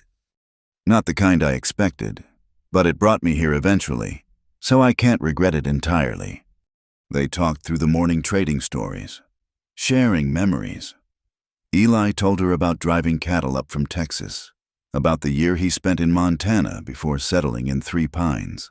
Clara described the first time she delivered a calf alone, the pride she'd felt when her father grudgingly admitted she'd done well. By afternoon, Eli was fighting sleep. Clara pulled the blankets higher, preparing to leave him to rest. Stay, he murmured, just until I fall asleep. She should refuse, should go back to maintaining some distance, some propriety. But his hand in hers felt right, and she was tired of doing what she should. All right, she said, just until you sleep. But when his breathing deepened and his grip relaxed, Clara found herself still sitting there, watching the play of afternoon light across his face. The fever had left him pale, the bruises standing out starkly, but there was a peace in his expression that hadn't been there before. She thought about his words about Sarah, about building something deliberate, about choosing each other not from need but from want. It wasn't the romantic love of novels, full of passion and drama. It was quieter, built on understanding and shared solitude and the recognition of one survivor in another. Maybe that was better. Maybe that was what lasted. A rider approaching the cabin drew her attention. Through the window, she saw Jake Morrison dismounting, something wrapped in cloth in his hands. She met him at the door. Mr. Morrison. Ma'am. He looked uncomfortable. Heard Eli was laid up here. Thought you might need supplies. He handed her the bundle fresh bread, dried beef, a jar of preserves. That's kind of you. Yeah, well, Jake shuffled his feet. I owe you an apology. For the other day, the comments and such. Eli's a good man, and you've been good to him. That matters more than what's proper." Clara studied the young cowboy. "What changed your mind?" "Tom Abernathy gave me a talking to. Said I was acting like a fool boy instead of a man. Said Eli deserved whatever happiness he could find after what he's been through." Jake met her eyes. He was right. "So, I'm sorry." "Apology accepted." Jake glanced past her toward the cabin. "He going to be all right?" "Doc says so. Few days rest and he'll be back to normal." "Good. That's good." Jake moved toward his horse, then turned back. "Mrs. Hollis, the hands at the double bar, that's Eli's brand we've been taking turns checking his stock. Don't want him worrying about that while he's healing." Clara felt something warm bloom in her chest. "I'll tell him. He'll appreciate it." After Jake left, she returned to find Eli awake, propped against the pillows. "Was that Jake Morrison being decent?" he asked. "Miracles do happen." She showed him the supplies. "Your neighbors are looking after your cattle." "Our neighbors," Eli corrected. "You're part of this community now, whether Howard Bright likes it or not." Clara sat back in her chair beside the bed. "I'm beginning to believe that." "Good." He reached for her hand again. "Now, tell me more about that dairy farm. Did you have a favorite cow?" She laughed, the question so unexpected and oddly intimate. "Actually, yes, her name was Buttercup, and she was the most stubborn creature God ever created." "Besides you." "Besides me," Clara agreed, and settled in to tell the story, feeling more at home than she had in years. Outside, the desert afternoon stretched hot and still, but inside the cabin, two people who'd learned to be alone were discovering what it meant to be together, one story at a time. Clara stood before her small mirror, holding up the purple-gray wool dress she'd finished hemming just that morning. The fabric had cost more than she should have spent, but something about the color, like desert sage at twilight, had called to her. Now, with the winter social only hours away, she wondered if she was being foolish. A knock interrupted her thoughts. She opened the door to find Mrs. Eldridge holding a small box. "Thought you might need these," the older woman said brusquely, thrusting the box at Clara. Inside were tortoiseshell hair combs, delicate and lovely. "They were my daughter's. She left them when she married and moved to San Francisco." "Mrs. Eldridge, I couldn't." "Nonsense. They're just gathering dust." The landlady's sharp eyes softened slightly. "That Eli Maddox is a good man. Lost for a long while, but good. Don't let the gossips tell you different." Before the Clara could respond, Mrs. Eldridge was hurrying away, leaving Clara holding the unexpected gift. By the time Eli arrived, Clara had wrestled her hair into a softer style than usual, the combs holding the dark mass in place. The dress fit well, skimming her tall frame without trying to minimize it. She'd even found her mother's small pearl earrings in her jewelry roll the only fine thing she owned. Eli stood at her door in his best shirt and a string tie, his jaw freshly shaved. The bruises from his fall had faded to yellow-green shadows, and though he still moved carefully, the worst was clearly behind him. "You clean up well, Mr. Maddox," Clara said, trying to calm her nerves with levity. "Clara." The way he said her name, low and appreciative, made heat rise in her cheeks. You look like yourself, only more so." "Is that good?" "That's perfect." He offered his arm. "Ready to scandalize the good people of Three Pines? We're attending a church social, not robbing a bank. In this town, us arriving together might cause about the same amount of fuss." He wasn't wrong. The moment they entered the decorated church hall, conversations stuttered to a halt. Clara felt the weight of dozens of eyes, curious, disapproving, speculative. Her spine straightened automatically, chin lifting. "Steady," Eli murmured. "Let them look." Mayor Hutchins approached first, his wife a step behind. Mrs. Hollis, Maddox, good to see you both here. Mayor, Clara nodded politely. Mrs. Hutchins, the decorations are lovely. Thank you. The mayor's wife studied Clara with interest. That's beautiful fabric. Did you make the dress yourself? I did. Impressive. I can never get my seams straight. She glanced at her husband. We should move along. Dear, other guests to greet. As they walked away, Clara heard Mrs. Hutchins say, She seems perfectly nice. William, I don't know what all the fuss is about. Point to you, Eli said quietly. Martha Hutchins's approval counts for something in this town. They made their way through the room, Eli introducing Clara to people she hadn't yet met, ranchers from outlying areas. Their wives, the school teacher who'd arrived last month. Some were warm, others coolly polite, but no one was overtly rude. Until Howard Bright approached. Maddox. He nodded curtly, then looked at Clara as if she were something unpleasant he'd stepped in. Mrs. Hollis. Mr. Bright. Clara kept her voice neutral. How are your boys? Fine. He turned to Eli. Surprised to see you here. Thought you'd sworn off church socials after Sarah passed. Clara felt Eli tense beside her, but his voice remained even. Things change. Howard. Some things shouldn't. Howard's gaze flicked between them. Sarah was a lady.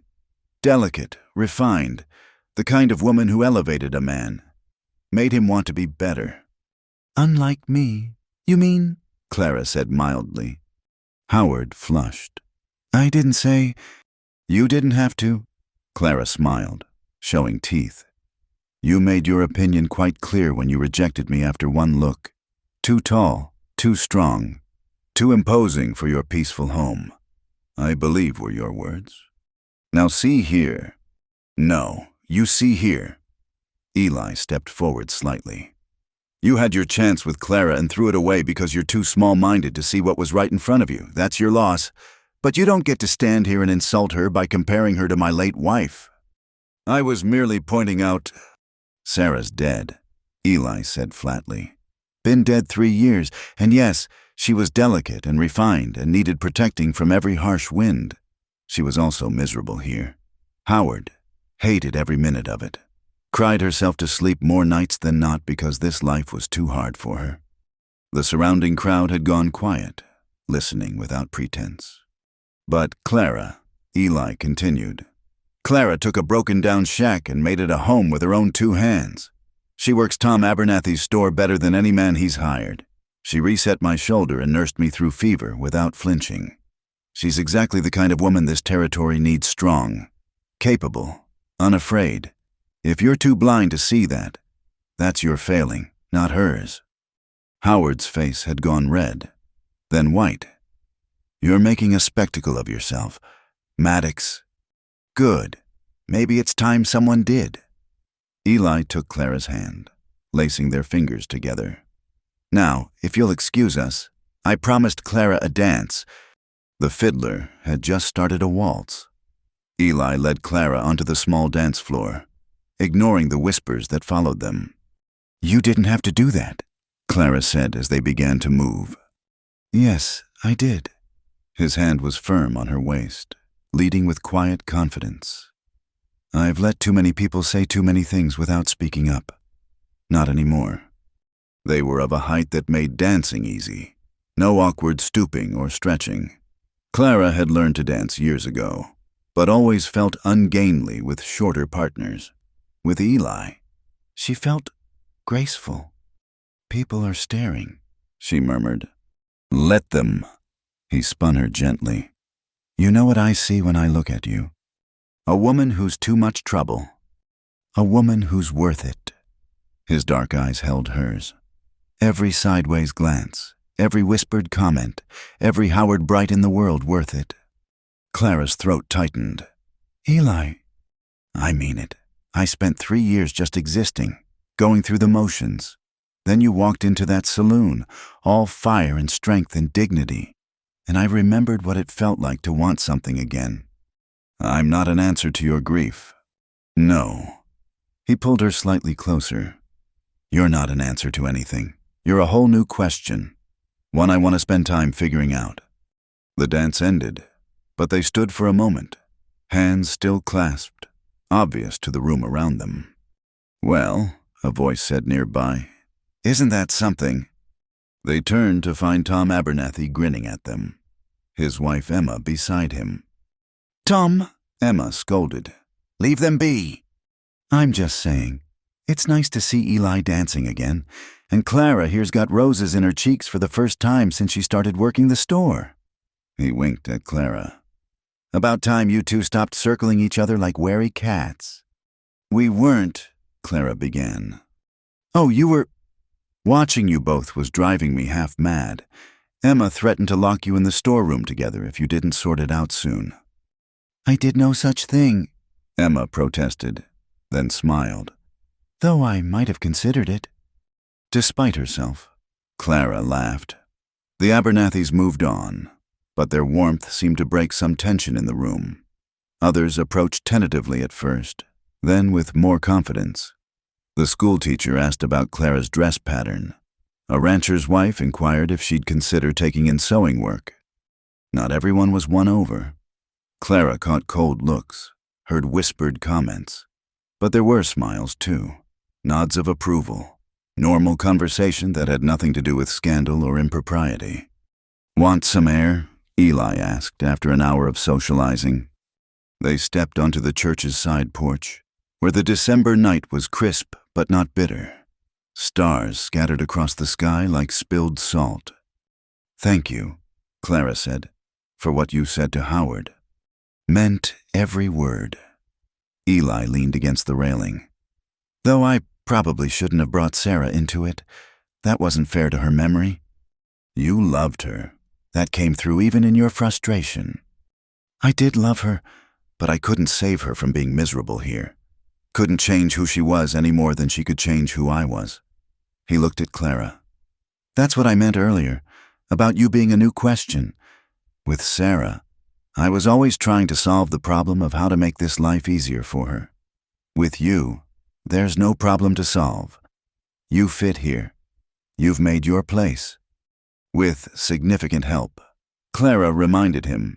A certain cowboy taught me which end of a hammer to use, if I recall. You'd have figured it out. He shifted closer. Can I ask you something? Always. What do you want? Clara. Not what you'll settle for or what's practical, but what do you really want? Clara considered the question, looking out at the scattered lights of 3 pines below them. I used to think I wanted to be accepted, to find somewhere I could be myself without apology. But now I think I've found that. This place, these people, even the ones who disapprove, I've earned my spot here. The cabin is mine. The job is mine. The life I'm building is mine. She turned to face him. What I want now is to share it. Not because I need to, but because I choose to. Because Sunday dinners are better with conversation, and morning coffee tastes richer when there's someone to share the quiet with. Is that an invitation? It's a statement of intent. Clara smiled. What about you? What do you want? 6 months ago, I'd have said nothing.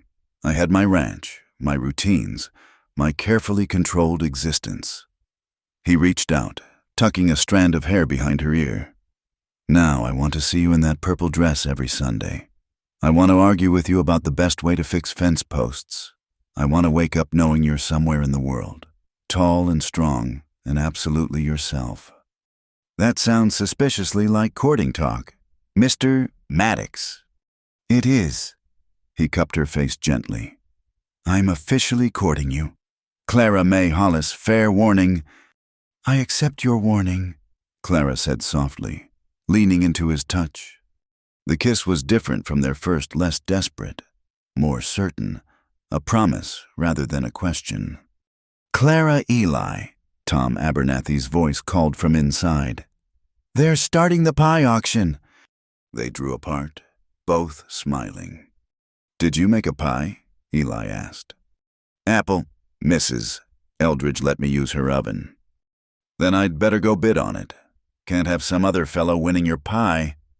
It's for charity. Eli, you don't have to. I want to. He took her hand, leading her back inside. Besides, I have it on good authority your apple pie is worth fighting for. You've never had my pie. Not yet, but I plan to remedy that. They re-entered the warm, crowded hall together. Clara noticed the looks were less intense now, more curious than scandalized. She'd weathered the worst of it, stood her ground, and shown them who she was Eli Maddox's equal, neither diminished by comparison to his late wife nor trying to replace her. The pie auction was lively, with good-natured bidding wars breaking out over certain offerings. When Clara's pie came up, Eli bid aggressively, facing down Jake Morrison and another cowboy with determination. $5, Eli declared, a princely sum. $5 going once, twice sold to Eli Maddox. The auctioneer banged his gavel. Hope it's worth it, Eli.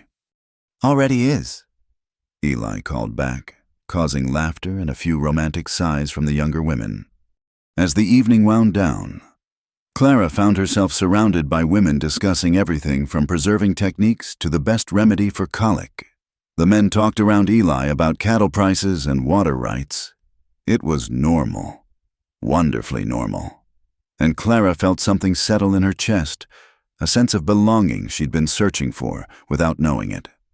Ready to go. Eli appeared at her elbow as the crowd began to thin. They collected her pie, Eli insisting on carrying it, and made their farewells. The walk back to Clara's cabin was quiet, comfortable. Come in for coffee, Clara offered when they reached her door. We could have some of that expensive pie. I'd like that. Inside, Clara lit the lamps and stoked the fire while Eli settled at her small table, the domesticity of it hanging up coats, heating coffee. Cutting pie felt both new and familiar. How do you feel? Eli asked as she joined him at the table. About tonight. Like I passed some sort of test, Clara admitted. Not everyone's convinced, but enough are willing to give me a chance. That's all anyone can ask for.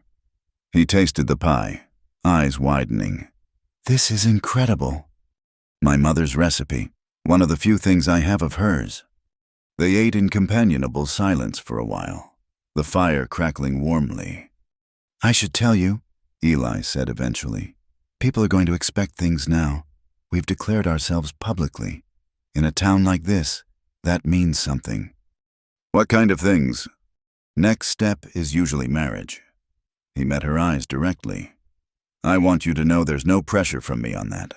We'll move at whatever pace feels right to you. Clara considered this. What feels right to you?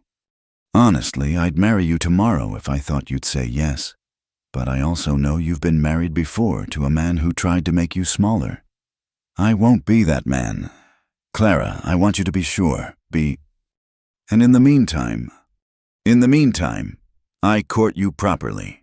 Sunday dinners, evening rides, helping with whatever needs fixing around here. Showing this town that Eli Maddox knows a good thing when he sees it.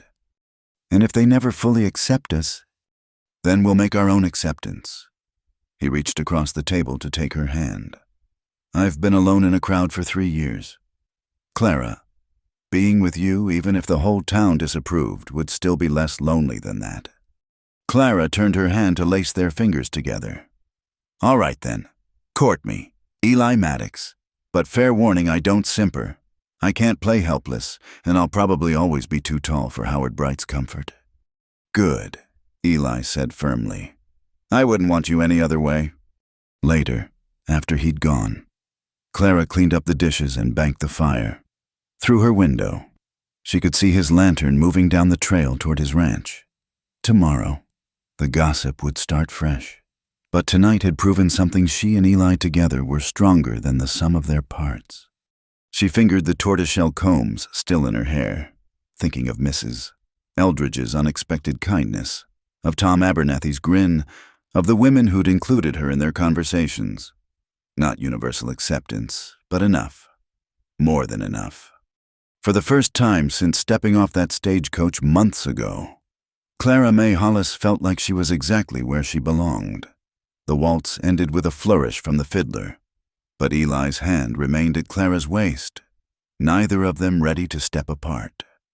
Around them, other couples were leaving the dance floor, but Clara felt suspended in the moment, aware only of Eli's steady gaze and the warmth where their bodies nearly touched. "You two planning to dance to silence?" Tom Abernathy's voice broke the spell, his grin wide and knowing. Music stopped, in case you hadn't noticed. Clara stepped back, heat rising in her cheeks. "We were just giving this town enough gossip to last through spring," Tom finished cheerfully. "About time, too. Watching you two circle each other has been painful." "Tom," Eli warned, but without real heat. "What, I'm old. I can say what I please." The elderly storekeeper leaned on his cane, eyes twinkling. "Besides, someone needs to tell you both what everyone's thinking you fit, like matched horses in harness." "That's romantic," Clara said dryly. "Romance is for youngsters and fools. What you two have is better understanding." Tom's expression grew more serious. "Don't let the Howard Brights of this world make you doubt it." As if summoned by his name, Howard appeared at the edge of the crowd, his disapproving gaze fixed on them. Several other townspeople stood with him, their expressions ranging from curious to scandalized. "Speaking of which," Tom muttered, "incoming storm." But it wasn't Howard who approached, it was Mrs.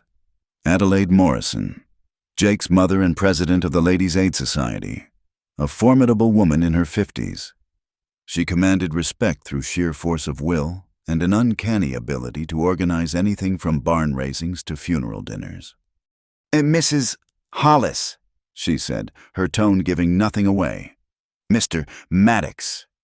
"Mrs. Morrison," Clara replied, chin lifting slightly. The older woman studied them both with sharp eyes. "That was quite a display." "If dancing at a social is a display, then yes," Eli said mildly. "Don't be obtuse. Eli Maddox. You know perfectly well what I mean." Mrs. Morrison's attention fixed on Clara. "You've caused quite a stir since arriving in Three Pines." "That wasn't my intention." "Intentions and outcomes rarely align in my experience." The woman paused, seeming to weigh her words. "My son tells me you reset Eli's shoulder when he was injured, that you've been running Tom's store with remarkable efficiency, that you've taken that eyesore of a cabin and made it habitable through sheer determination." "I've had help," Clara said carefully. "Yes, you have." Mrs. Morrison's gaze flicked to Eli. "Which brings us to the current situation. The two of you have made your attachment quite public this evening." "Is that a problem?" Eli's voice carried an edge of challenge. "That depends." The older woman straightened. Decision made. "Mrs. Hollis, the Ladies' Aid Society meets Thursday afternoons. We're currently working on quilts for the church auction. Your presence would be welcome." Clara blinked, caught off guard. Thank you. I'd be honored." "Don't be honored. Be punctual. 2:00 sharp. The church basement." Mrs. Morrison turned to go, then paused. "And Mrs. Hollis wears something other than work clothes. We maintain certain standards." After she left, Clara looked at Eli in bewilderment. What just happened? "You've been invited into the inner sanctum," Tom said, clearly delighted. "Adelaide Morrison just gave you her stamp of approval. Conditional, maybe, but approval nonetheless." "But why?" "Because she's practical," Eli said thoughtfully. "She knows I'm not going anywhere, and neither are you. Better to bring you into the fold than leave you outside causing speculation." The evening continued, but Clara noticed a shift in how people approached her.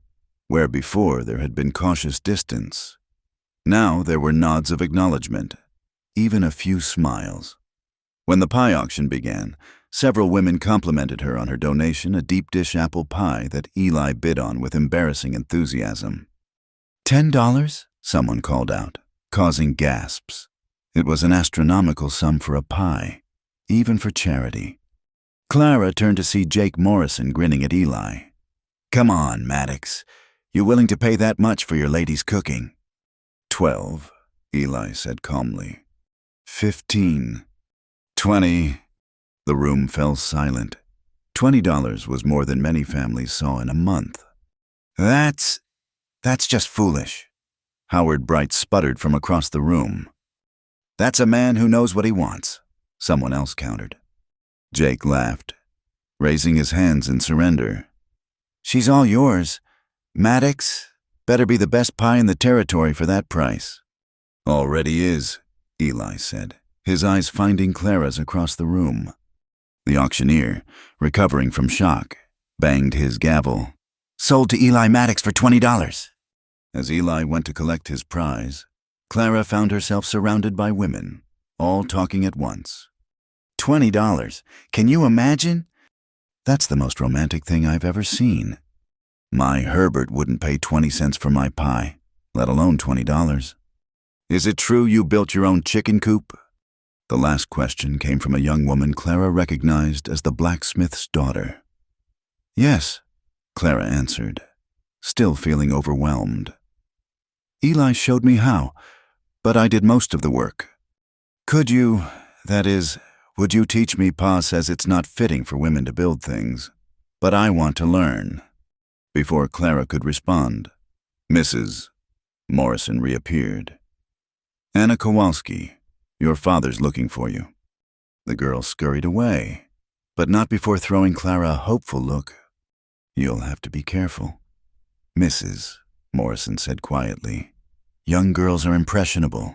They see you living independently, making your own way, and they get ideas.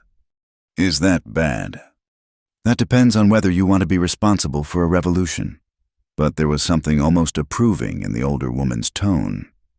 Change comes whether we like it or not. Better to guide it than fight it. The social began winding down. Families gathering children and coats. Clara helped with cleanup, falling naturally into the rhythm of women working together. She caught fragments of conversation, some supportive, some skeptical, but none openly hostile. Ready? Eli appeared at her elbow, holding her shawl. They walked out together, Eli carrying the infamous $20 pie. The night was cold and clear, stars brilliant overhead. You didn't have to spend that much, Clara said once they were away from listening ears. Worth every penny. He shifted the pie to one arm, taking her hand with the other. Besides, did you see Howard's face? That alone was worth $20. You're going to be impossible now, aren't you? Probably. He squeezed her hand. How do you feel about Mrs. Morrison's invitation? Terrified, Clara admitted. The Ladies' Aid Society they're the heart of social life here. If they accept me, then you're truly part of Three Pines. Eli stopped walking, turning to face her. You don't have to do it. You've made a good life here without their approval. I know, but... Clara struggled to articulate the feeling. I'm tired of being on the outside, not because I need their acceptance to survive, but because I want to belong, to be part of something larger than just my own stubbornness. That's not weakness. Clara, that's wisdom. They resumed walking, comfortable in the silence. When they reached her cabin, Clara invited him in for coffee and pie. They sat at her small table, the lamp casting warm light over the simple room she'd made into a home. Tell me about the Ladies' Aid Society, Clara said as she served generous slices. What am I walking into? Adelaide Morrison rules with an iron fist covered in a lace glove. Emma Abernathy is the voice of reason, the pastor's wife. Mrs. Garrett is sweet but sharp. Don't let her mild manner fool you. Eli took a bite of pie, closing his eyes in appreciation. This is incredible. My mother's recipe, one of the few things I have from her. Tell me about her. Clara rarely spoke of her family, but something about the evening, the acceptance, The dancing, the quiet intimacy of sharing pie loosened her tongue. She died when I was 12. Pneumonia. She was tall, too, though not quite as tall as me. Used to say we were built for seeing over crowds and reaching high shelves. Practical woman. She had to be. 3 daughters, a farm to help run, never enough hands or money. Clara smiled at the memory. She taught me to sew, but I was terrible at fine work. My sisters could embroider flowers that looked real. I could barely manage a straight seam. But you made that dress you wore tonight. Necessity is a good teacher. When you can't afford to buy ready-made, you learn. She looked at him across the table. What about your mother? Died when I was born. Father raised me and my brother alone. Eli's expression grew distant. He was a hard man, fair but hard, believed in work and whiskey and not much else. Where's your brother now? California, last I heard. Went for gold, stayed for, well, I'm not sure what. We lost touch after Sarah died. He pushed pie crust around his plate. He wrote when he told me to sell everything and join him. Start fresh. Why didn't you? Because running doesn't change who you are. The grief would have followed me to California, same as it followed me here. He looked up at her. I'm glad I stayed. So am I. They sat quietly for a moment, the fire crackling in the hearth. Outside, a coyote called in the distance, answered by another. I should go, Eli said eventually. Early morning tomorrow. At the door, he paused, looking down at her in the lamplight. Thank you for dancing with me, for facing down the gossips, for the pie. Thank you for bidding $20 on it. Would have bid 30 if Jake had pushed it. He touched her cheek gently. Clara, I need you to know something. What I feel for you. It's not about replacing Sarah or filling empty spaces. You're not a substitute or a second choice. You're entirely yourself. And that's what I want. Eli, I know it's too soon for declarations, but after tonight, with everyone watching and talking, I needed you to hear it. Whatever pace we take, wherever this leads, it's about you and me, not ghosts or expectations or what anyone else thinks. Clara covered his hand with hers. I know. I feel the same. This isn't about Samuel or proving anything to Howard Bright or finding security. It's about Sunday mornings and shared suppers and someone who sees me clearly and doesn't wish I were different. Never, Eli said firmly. Not 1 inch shorter or 1 degree quieter or 1 bit less yourself. The kiss was gentle, a seal on understanding rather than passion. When they parted, both were smiling. Good night, Clara May. Good night, Eli. She watched him walk away, lantern swinging, whistling something that might have been the waltz they'd danced to. Only when he disappeared into the darkness did she close the door and lean against it, heart full of possibility. Thursday would bring the Ladies' Aid Society and another test of acceptance, but tonight had proven she could face whatever came with grace and backbone intact. She'd danced in front of the whole town, been claimed publicly by a good man, and made allies of women who could have been enemies. Clara cleaned up the plates and banked the fire, humming the same waltz. In her bedroom, she carefully hung the purple dress, running her fingers over the fabric. She'd worn it as armor, but it had become something else, a symbol of the night she'd stopped apologizing for taking up space in the world. Through her window, stars wheeled overhead, silent witnesses to all the small human dramas below. In a cabin that had been ruins, a woman who'd been rejected prepared for sleep, no longer alone in any way that mattered. The people of Three Pines might gossip, might judge, might take their time accepting the tall woman who disrupted their tidy expectations, but tonight had shown that acceptance was possible. 1 dance, 1 pie, 1 act of courage at a time. Clara blew out the lamp and settled into bed, already planning what she'd wear to the Ladies' Aid Society meeting. Something respectable but not apologetic. Something that said she belonged here now. In this place she'd claimed through work and will and the wild courage to love again. In the darkness, she smiled. Let them talk. She had better things to do than worry, like learning to be happy. The storm warnings had been there all day, a heaviness in the air. Clouds building dark and ominous over the mountains. Clara had spent the morning securing everything she could around the cabin, memories of Colorado blizzards making her cautious. By afternoon, the first flakes were falling, fat and fast. She was bringing in the last armload of firewood when she heard the horse. Through the thickening snow, she could barely make out the rider, hunched low against the wind. Her heart jumped when she recognized Storm's familiar gait. "Eli!" She dropped the wood, rushing forward as he all but fell from the saddle. "What are you doing out in this cattle?" he gasped, face raw from the wind. "Broke through the north fence. Had to get them back before—" He swayed, and Clara caught him. "You're frozen." She could feel him shivering even through his thick coat. "Come inside, now." She got him into the cabin. Storm sheltered in the lean-to with Clara's mare. Eli's hands were so numb he couldn't work the buttons on his coat. Clara did it for him, alarmed by how cold his skin felt. "How long were you out there?" "Since dawn. Didn't think the storm would hit so fast." His teeth chattered. "Lost track of time getting the herd secured."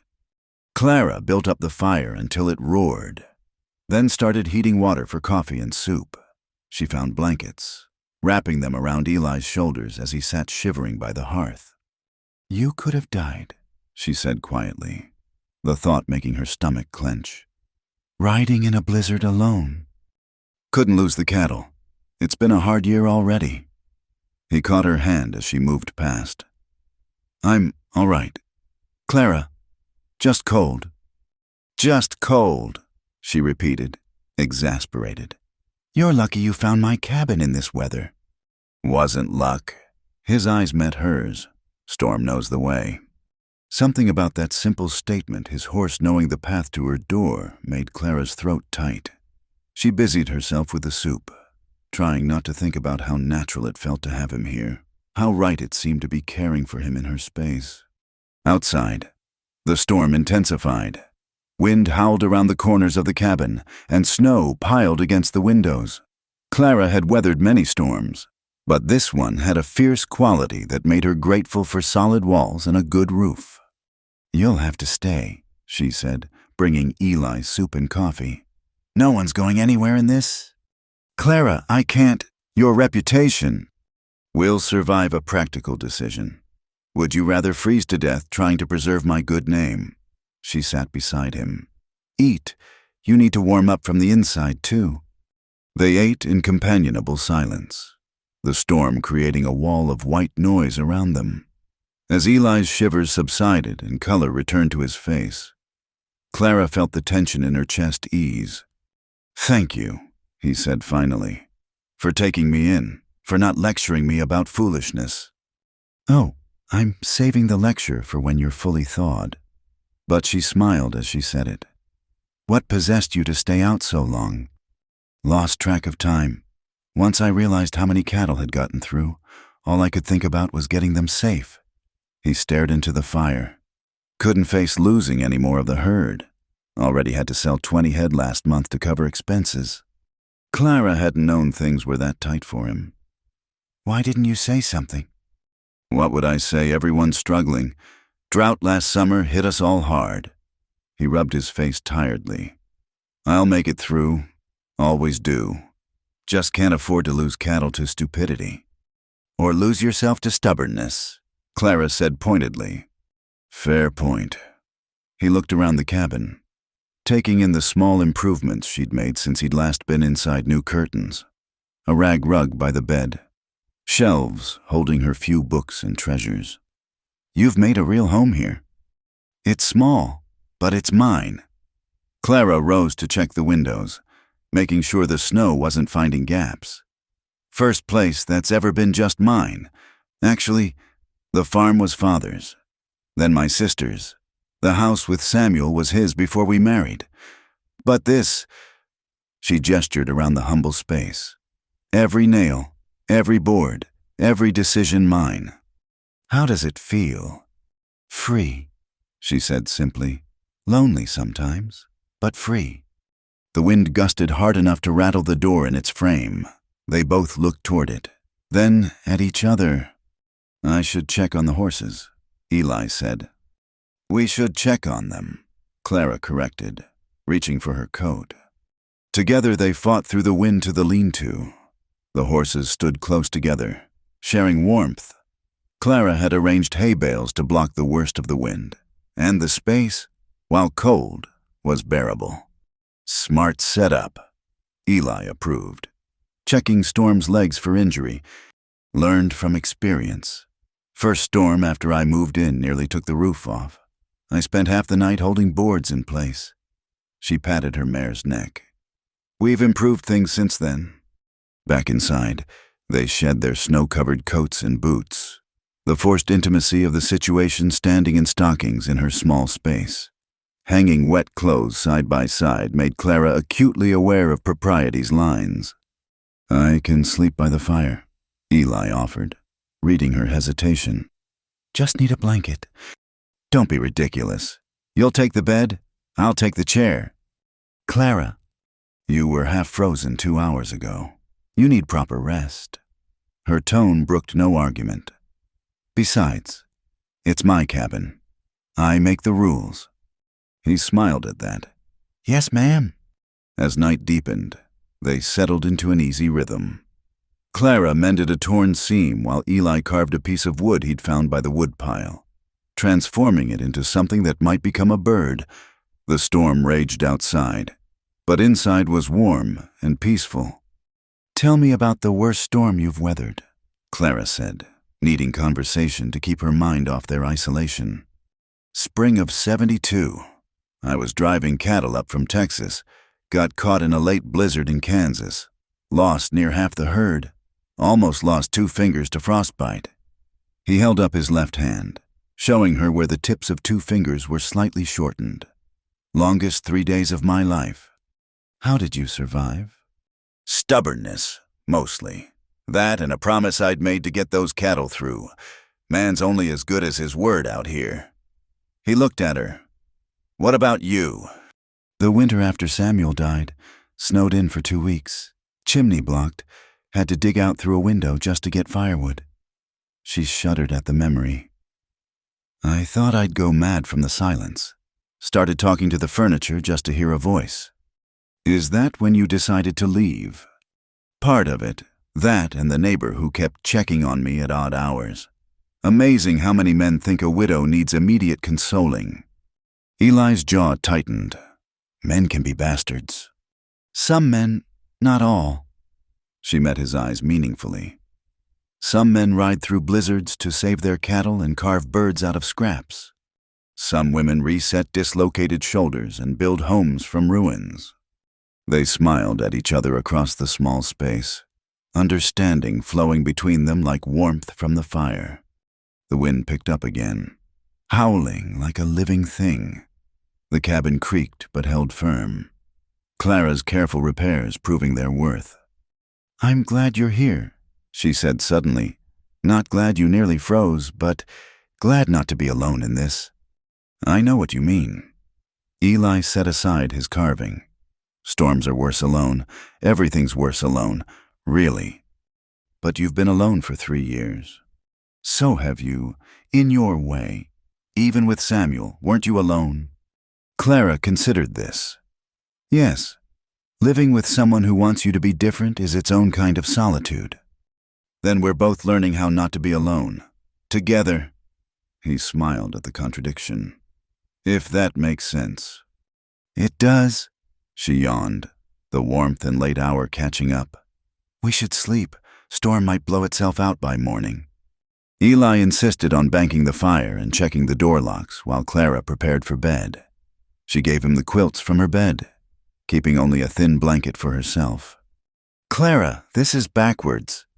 My house, my rules, she repeated firmly. Good night, Eli. She curled up in the chair by the fire, trying to find a comfortable position. It wasn't easy, the chair hadn't been designed for sleeping, and her height made it worse. But she'd slept in worse places. She must have dozed, because she woke to find another blanket draped over her and Eli adding wood to the fire. "Go back to bed," she murmured. "Can't sleep. Not used to beds anymore, I guess." He sat on the floor near her chair, back against the wall. "Mind if I sit up a while?" "It's your insomnia." They sat quietly, watching the fire, listening to the storm. The cabin felt like a ship in rough seas, isolated from the world by walls of wind and snow. "What are we doing, Clara?" Eli asked suddenly. "Surviving a blizzard. You know what I mean. This, us. Where's it heading?" Clara pulled the blanket tighter. "Do we need to know? Can't we just be—" "Maybe, but I'm not built for casual, and I don't think you are either." He turned to look up at her. "I need to know if you're looking for the same thing I am, which is partnership, building something together, a life that's more than just parallel loneliness." His voice was rough with honesty. "I'm past the age for games. Clara, what I feel for you, it's real, deep, the kind of thing that leads somewhere permanent if you let it." Clara's heart hammered against her ribs.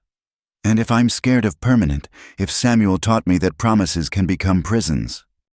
"Then we take it slow, day by day, storm by storm." He reached up, taking her hand. "But I need to know you're at least open to the possibility, that you're not just passing time with a lonely widower down the road." "Eli," she squeezed his hand, searching for words. "What I feel for you terrifies me. It's nothing like what I had with Samuel that was duty dressed up as love. This is choice, every day.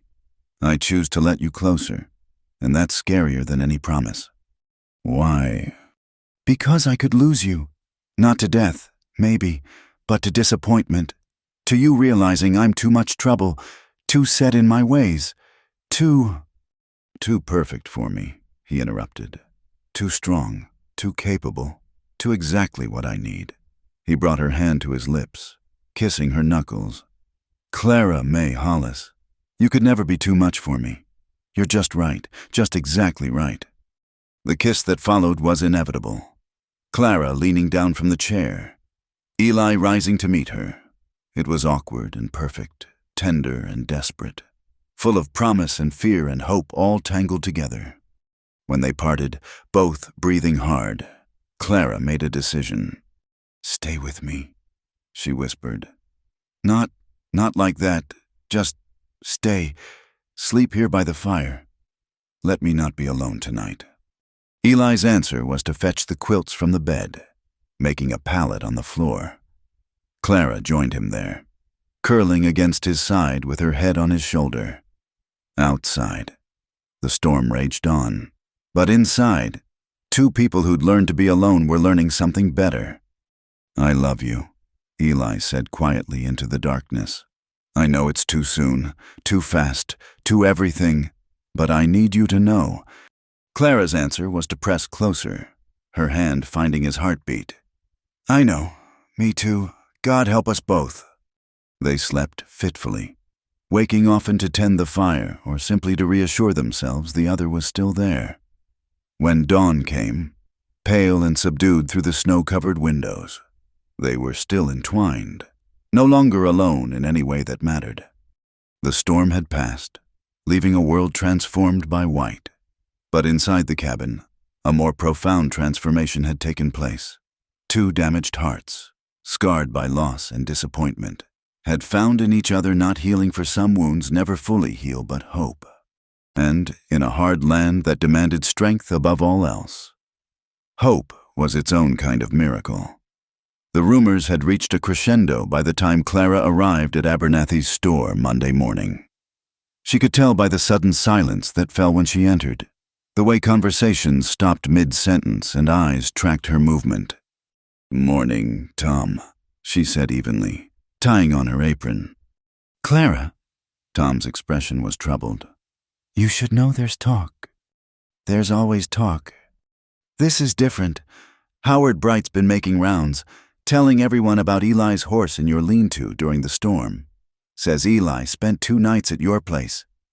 1 night, Clara corrected, beginning to sort the new shipment of goods. And would Howard have preferred Eli freeze to death maintaining propriety? Course not, but Howard's got the ear of the Ladies' Aid Society. Some of them are saying, well, they're questioning whether you're fit to join their group. Clara's hand stilled on a bolt of fabric. After the winter social, she'd thought she'd made progress, found acceptance, but apparently that acceptance was conditional. The bell above the door chimed, and Mrs. Adelaide Morrison entered, followed by 2 other women from the Ladies' Aid Society. Clara straightened, meeting their eyes directly. Mrs. Morrison, ladies. Mrs. Hollis. Adelaide's tone was neutral, her expression unreadable. We need to speak with you. I'm working. Tom won't mind. Will you, Tom? Tom waved Clara on, though his eyes showed concern. Clara followed the women to the back room, where they arranged themselves like a tribunal. I assume you know why we're here, Adelaide began. Howard Bright's been telling tales. Howard Bright has raised concerns about your situation with Mr. Maddox, concerns shared by several members of our community. Clara crossed her arms. What exactly are these concerns? One of the other women, Mrs. Prudence Walker, leaned forward. That you're carrying on inappropriately. That you entertained a man overnight without chaperonage. That you're setting a poor example for the younger women of our town. I gave shelter to a man who would have died in the storm, Clara said firmly. If that's inappropriate, then I'll gladly be inappropriate again. Clara, the third woman, Emma Abernathy, spoke gently. We're not here to condemn, but you must understand how it looks. I understand that gossip travels faster than truth in this town. Adelaide held up a hand. Let's speak plainly. Eli Maddox has been courting you publicly. You've been seen together frequently. And now this incident. People are questioning your virtue. My virtue, Clara laughed, short and sharp. I've been working dawn to dusk, building a home, earning my keep, helping neighbors when needed. If that's not virtuous enough. You know that's not what they mean. Prudence interrupted. Yes, I know exactly what they mean. Clara's temper flared. They mean I'm a woman living alone who doesn't apologize for it. They mean I chose to save a man's life rather than let him freeze for the sake of appearances. They mean I'm not ashamed to be seen with Eli Maddox, even though he's made his intentions clear. And what are your intentions? Adelaide asked directly. Clara met her gaze steadily. That's between Eli and me. Not when it affects the moral fabric of our community. The moral fabric. Clara stepped forward, using her height to advantage. Where was this concern for moral fabric when Jake Morrison and his friends were making crude comments? When Howard Bright publicly humiliated me? When I was working myself to exhaustion trying to prove I deserved a place here? Emma shifted uncomfortably. Clara has a point. Adelaide? She has pride. Prudence countered. Too much of it. Enough of it, Clara corrected. Enough not to bow and scrape for approval I've already earned through honest work. Adelaide studied her for a long moment. You're not making this easy. Was it supposed to be easy? I thought acceptance in 3 Pines required backbone. Clara lifted her chin. Well, here's mine. I will not apologize for having a conscience that values life over propriety. I will not promise to avoid Eli Maddox to satisfy gossips, and I will not pretend to be less than I am to make others comfortable. Then you leave us in a difficult position, Adelaide said. No, you put yourselves in a difficult position by listening to Howard Bright's poison. Clara moved toward the door, then paused. You want to know the truth. Eli Maddox is the first person in my life who's never asked me to be smaller, quieter, or less capable. He sees me as I am and doesn't flinch. If that threatens the moral fabric of 3 Pines, then maybe that fabric needs mending. She left them there, returning to the store where Tom waited anxiously. "How bad?" he asked. "I may have just talked myself out of social acceptance." Or talked yourself into it. Adelaide Morrison respects backbone, even when it's aimed at her. But Clara's heart was heavy as she worked through the day. She'd fought so hard to belong here, and now it seemed that belonging came with conditions she couldn't meet. Near closing time, Eli arrived. She could tell by his expression that he'd heard. "How much of the town is talking?" she asked. "All of it." His jaw was tight with anger. "Howard's making sure everyone knows I spent the storm at your place, making implications." "I'm sorry." "For what's saving my life?" Eli moved closer. "Clara, I won't have you apologizing for being decent." The Ladies' Aid Society came by. They're concerned about the moral fabric of the community. "To hell with." He stopped, took a breath. "What did they say?" "That I'm setting a poor example. That our attachment is causing concern." She managed a wry smile. "I may have told them off." "Good. Not good. I need this community, Eli. I can't be a pariah forever." "You won't be." He took her hands. "Clara, I've been thinking. There's a solution to this. Short of you freezing to death in future storms. Marry me." The words hung in the air between them. Clara felt her breath catch. "Eli, hear me out. I know it's fast. I know you have reasons to be wary. But we've already declared ourselves to the town. We've already admitted what we feel. Why wait for some arbitrary amount of time to pass?" "Because marriage isn't just about stopping gossip," Clara said, pulling her hands free. "I've been married for convenience before. I won't do it again." "This isn't convenience. This is—" He ran a hand through his hair in frustration. "Clara, I love you. Not because it's proper or practical, but because you're you. Because you make me want to live again instead of just survive. And if I'm not ready, if I need more time to trust that this is real, then you take it. But know that every day you wait, the town will talk more, judge more." His eyes were troubled. "I hate that they're putting you through this because of me. Not because of you. Because of their small minds and smaller hearts." Clara touched his face gently. "Don't propose out of guilt. Eli, when you ask me, if you ask me, let it be for the right reasons." "Every reason I have is right," he said softly. "But I understand. We'll wait. Face them down together." "Together," Clara agreed.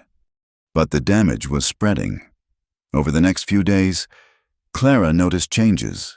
Some customers avoided her at the store. The invitation to join the church quilting bee was quietly withdrawn.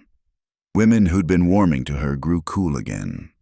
Only a few stood by her: Tom and Emma Abernathy, Doc Humphrey, surprisingly, Jake Morrison, and his mother. But they were outnumbered by those who'd found in Howard Bright's gossip an excuse to reject the woman who didn't fit their mold. The breaking point came Thursday evening. Clara was closing the store when she heard voices outside, angry. Male, drunk. Through the window, she saw Howard Bright with several other men, including Cal Stewart and others she recognized as troublemakers. "He needs to be run out." Howard was saying, "Bad influence, immoral woman." Clara's temper flared. She yanked open the door. "If you have something to say about me, Howard Bright, say it to my face."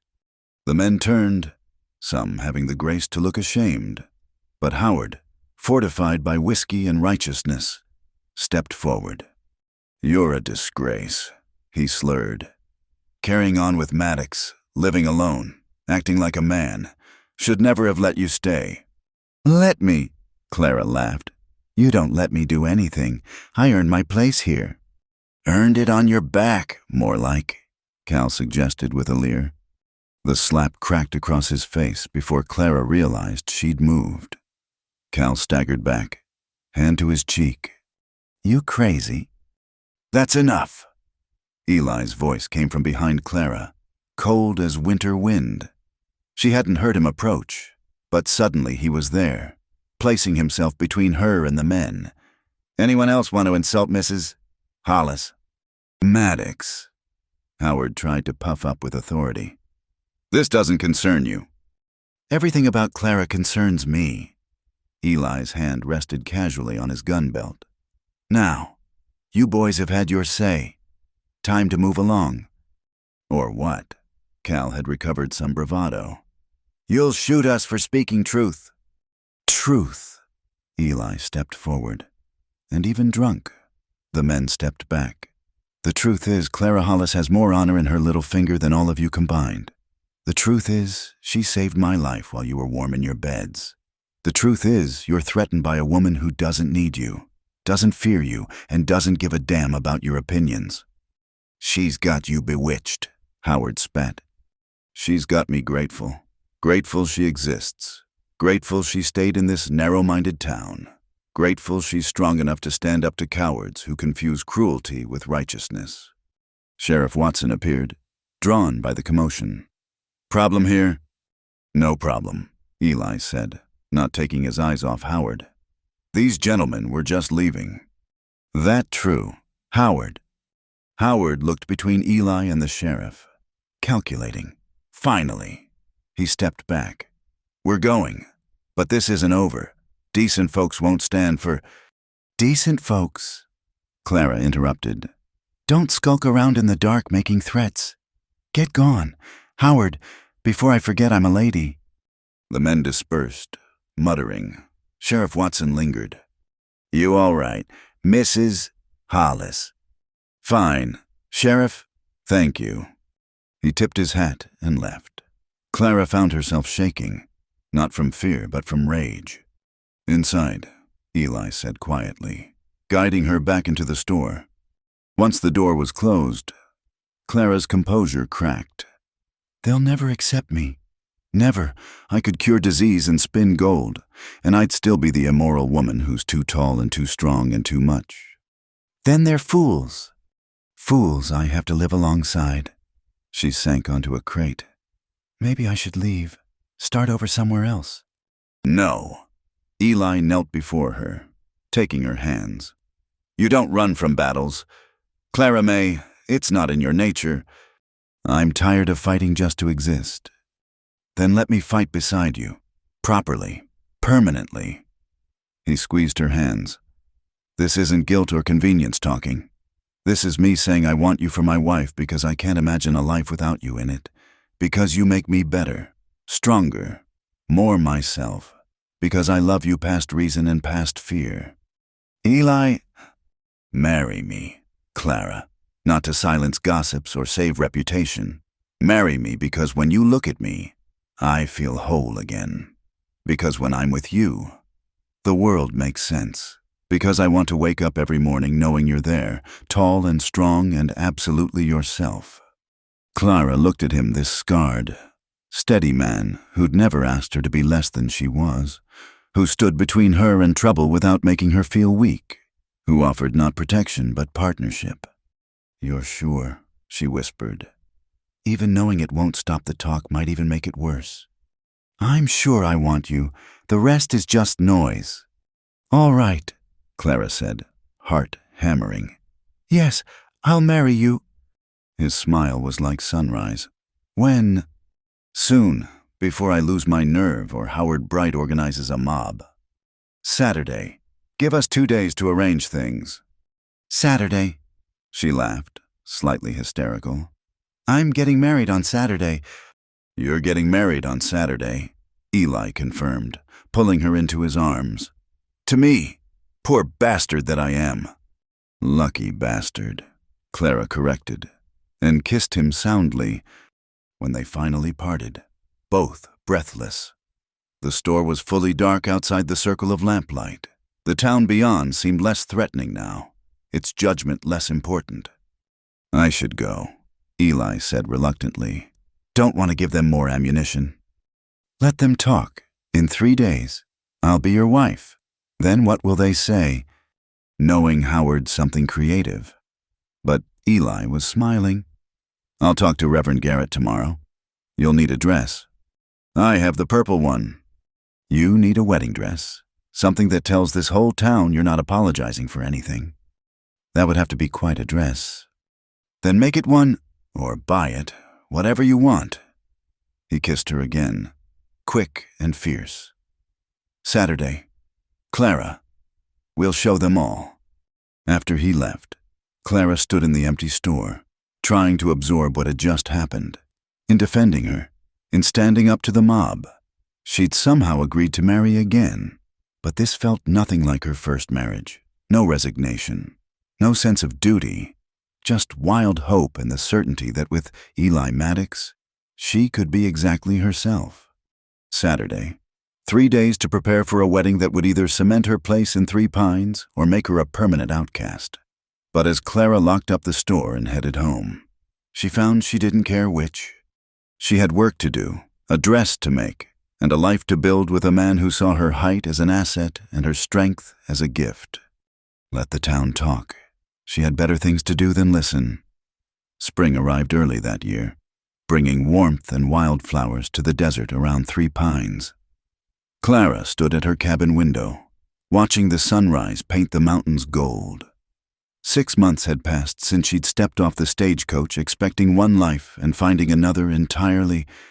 The door opened behind her, and familiar footsteps crossed the floor. Strong arms wrapped around her waist from behind, and she leaned back into Eli's solid warmth.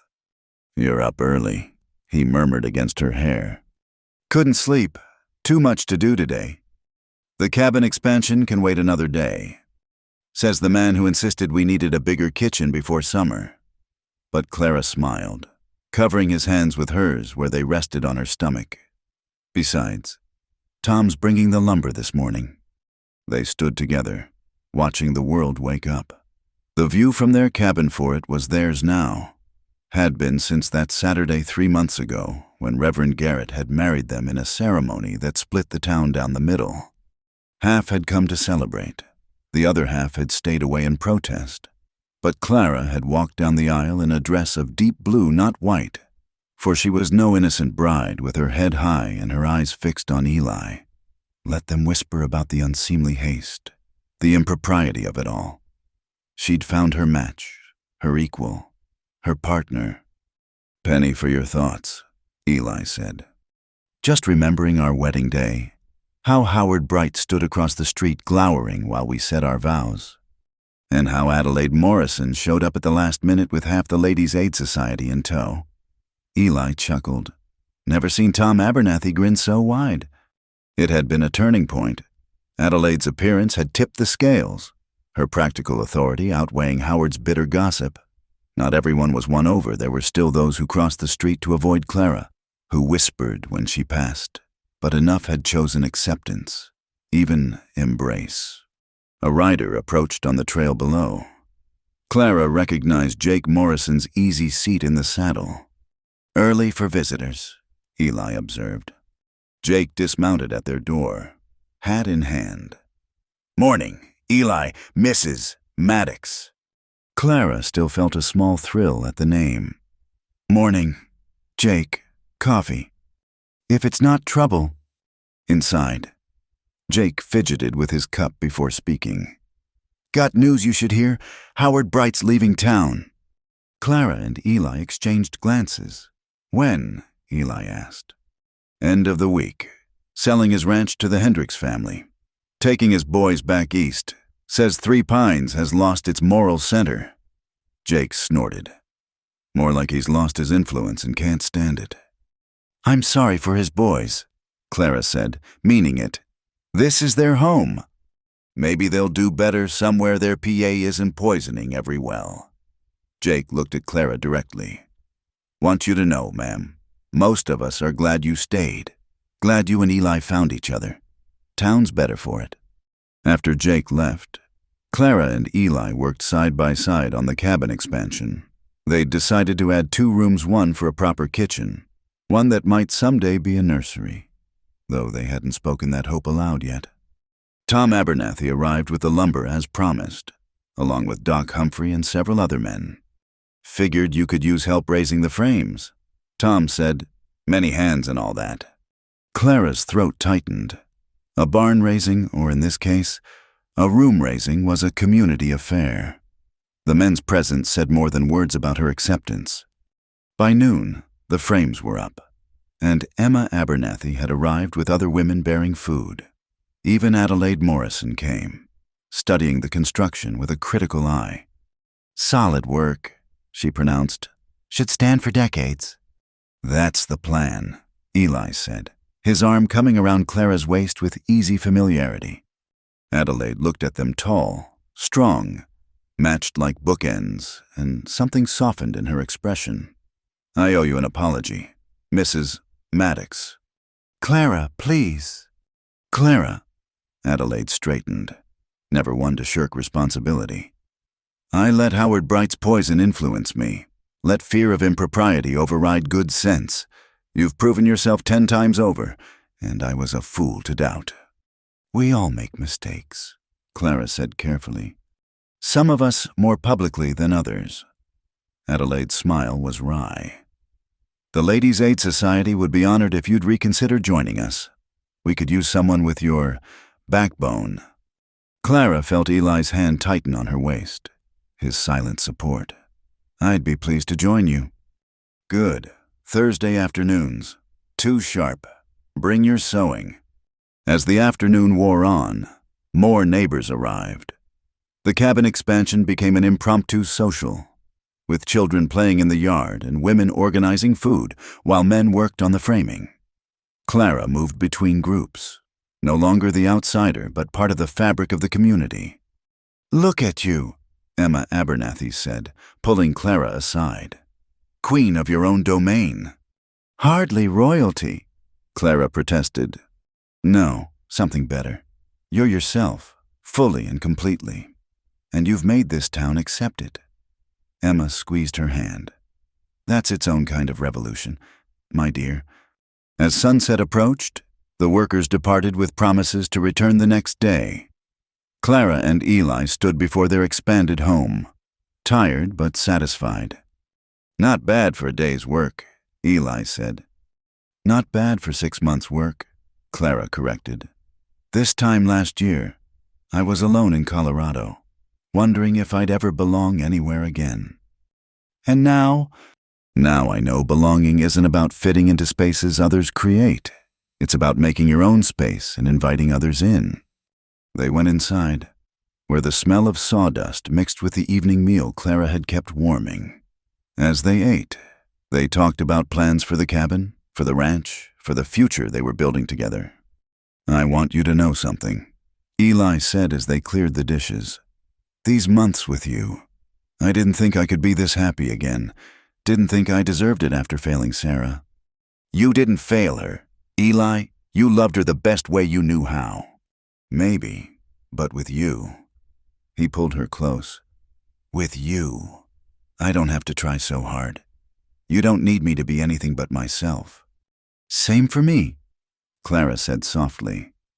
"You're the first person who's ever looked at all of me, the height, the strength, the stubbornness, and thought, yes, that's exactly right. Because it is exactly right. You're exactly right." They stood holding each other as full dark fell outside, through the window. Clara could see lights in 3 Pines, the town that had rejected her, tested her, and finally accepted her on her own terms. A knock interrupted the moment. Clara opened the door to find young Anna Kowalski, the blacksmith's daughter who'd once asked about learning to build. "Mrs. Maddox, I'm sorry to bother you, but I heard about the building today, and I wondered, that is, could I help tomorrow? I want to learn." Clara glanced at Eli, who nodded with a smile. "Of course. Anna, be here early. We start with the sunrise." The girl beamed and scampered off. Clara closed the door, leaning against it. "And so it begins," Eli said. "Clara Maddox, teacher of revolutionary skills to young women. One girl wanting to learn carpentry is hardly a revolution. It starts with one." He kissed her forehead. "Besides, someone needs to carry on the tradition of women who don't apologize for their capabilities." Later, As they prepared for bed in the home they'd built together literally and figuratively, Clara reflected on the journey that had brought her here. From rejection at Howard Bright's door to acceptance in Eli Maddox's arms, from a broken-down cabin to a proper home, from outsider to integral part of Three Pines. "No regrets?" Eli asked, reading her contemplative mood. "None," Clara said firmly. "Every hard moment led me here, led me to you." Even Howard's rejection, especially that, if he'd accepted me, I'd be a stepmother in a cold house, trying to make myself smaller every day. She turned to face him. "Instead, I'm here, in our home, building our life, exactly as tall and strong and stubborn as God made me." "Thank God for Howard Bright's stupidity," Eli said fervently. "And thank God for cowboys who make inappropriate propositions about whiskey," Clara added with a grin. "That wasn't inappropriate. That was inspired." "That was both." They laughed, the sound filling their expanded home with warmth. Outside, coyotes called to each other across the desert, and wind rustled through the new growth of spring. Inside, two people who'd learned to be alone had discovered something better in being together. The next morning brought Anna Kowalski, eager to learn, and Tom Abernathy with more volunteers. As Clara showed Anna how to measure and cut boards while Eli and the men worked on the roofing, she caught Adelaide Morrison watching from the road. The older woman nodded once, decisively, then continued on her way. But Clara had seen the approval in her eyes, the recognition that change, guided wisely, could strengthen rather than threaten. By the time the sun reached its peak, Clara was teaching three girls basic carpentry, while their mothers watched with expressions ranging from concern to pride. Eli worked nearby, his presence steady and supporting, never suggesting Clara couldn't handle the teaching or that the girls shouldn't learn. "Mrs. Maddox?" Anna asked, sawdust in her hair and determination in her eyes. "Were you scared when you first came here? When people didn't accept you?" Clara paused in her instruction. "Terrified," she admitted. "But being scared doesn't mean you stop trying. It means you keep going despite the fear. My PA says I should focus on ladylike pursuits." "Building a home is about as ladylike as it gets," Clara said firmly. "After all, we're the ones who have to live in them. Might as well know how they're put together." The girl grinned and bent back to her work with renewed enthusiasm. As the day wore on, Clara felt a deep satisfaction that had nothing to do with the physical labor. This was what she'd been seeking all along, not just acceptance, but the ability to be fully herself while helping others do the same. "Happy?" Eli asked during a water break, his eyes knowing. "Complete," Clara corrected. "There's a difference. Tell me about it." "Happy is momentary. Complete is—" She gestured at the scene their growing home, the community working together, the girls learning skills their mothers never had. Complete is knowing you're exactly where you should be, doing exactly what you should do, with exactly who you should be with. Even if that who is a scarred cowboy with more past than future. Especially then. She leaned against him, uncaring of who might see. "We match. Remember tall timber and deep roots." "Juniper and oak," Eli agreed. "Built for the long haul." As the sun began its descent, painting the desert in shades of gold and rose, Clara May Hollis Maddox stood in front of the home she'd built with love and lumber, surrounded by a community she'd won through persistence and authenticity. The woman who'd been too tall, too strong, too much for narrow minds had become exactly right for the life she'd chosen. Or perhaps, she thought as Eli's hand found hers, the life that had chosen her. The work would continue tomorrow, walls to raise, roots to deepen, minds to change one board at a time. But tonight, she was complete. Tonight, she was home. And in the growing shadows of Three Pines, that was more than enough. It was everything. Thank you for listening to this Wild West love story. If you enjoyed Clara and Eli's journey, please Please leave a comment below, sharing where you're listening from. I'd love to connect with fellow Western romance enthusiasts around the world. Don't forget to subscribe to Wild West Stories 1850 and hit that like button. And if this story touched your heart, please consider clicking the hype button to help more listeners discover these tales of love and courage in the American frontier. Until next time, partners.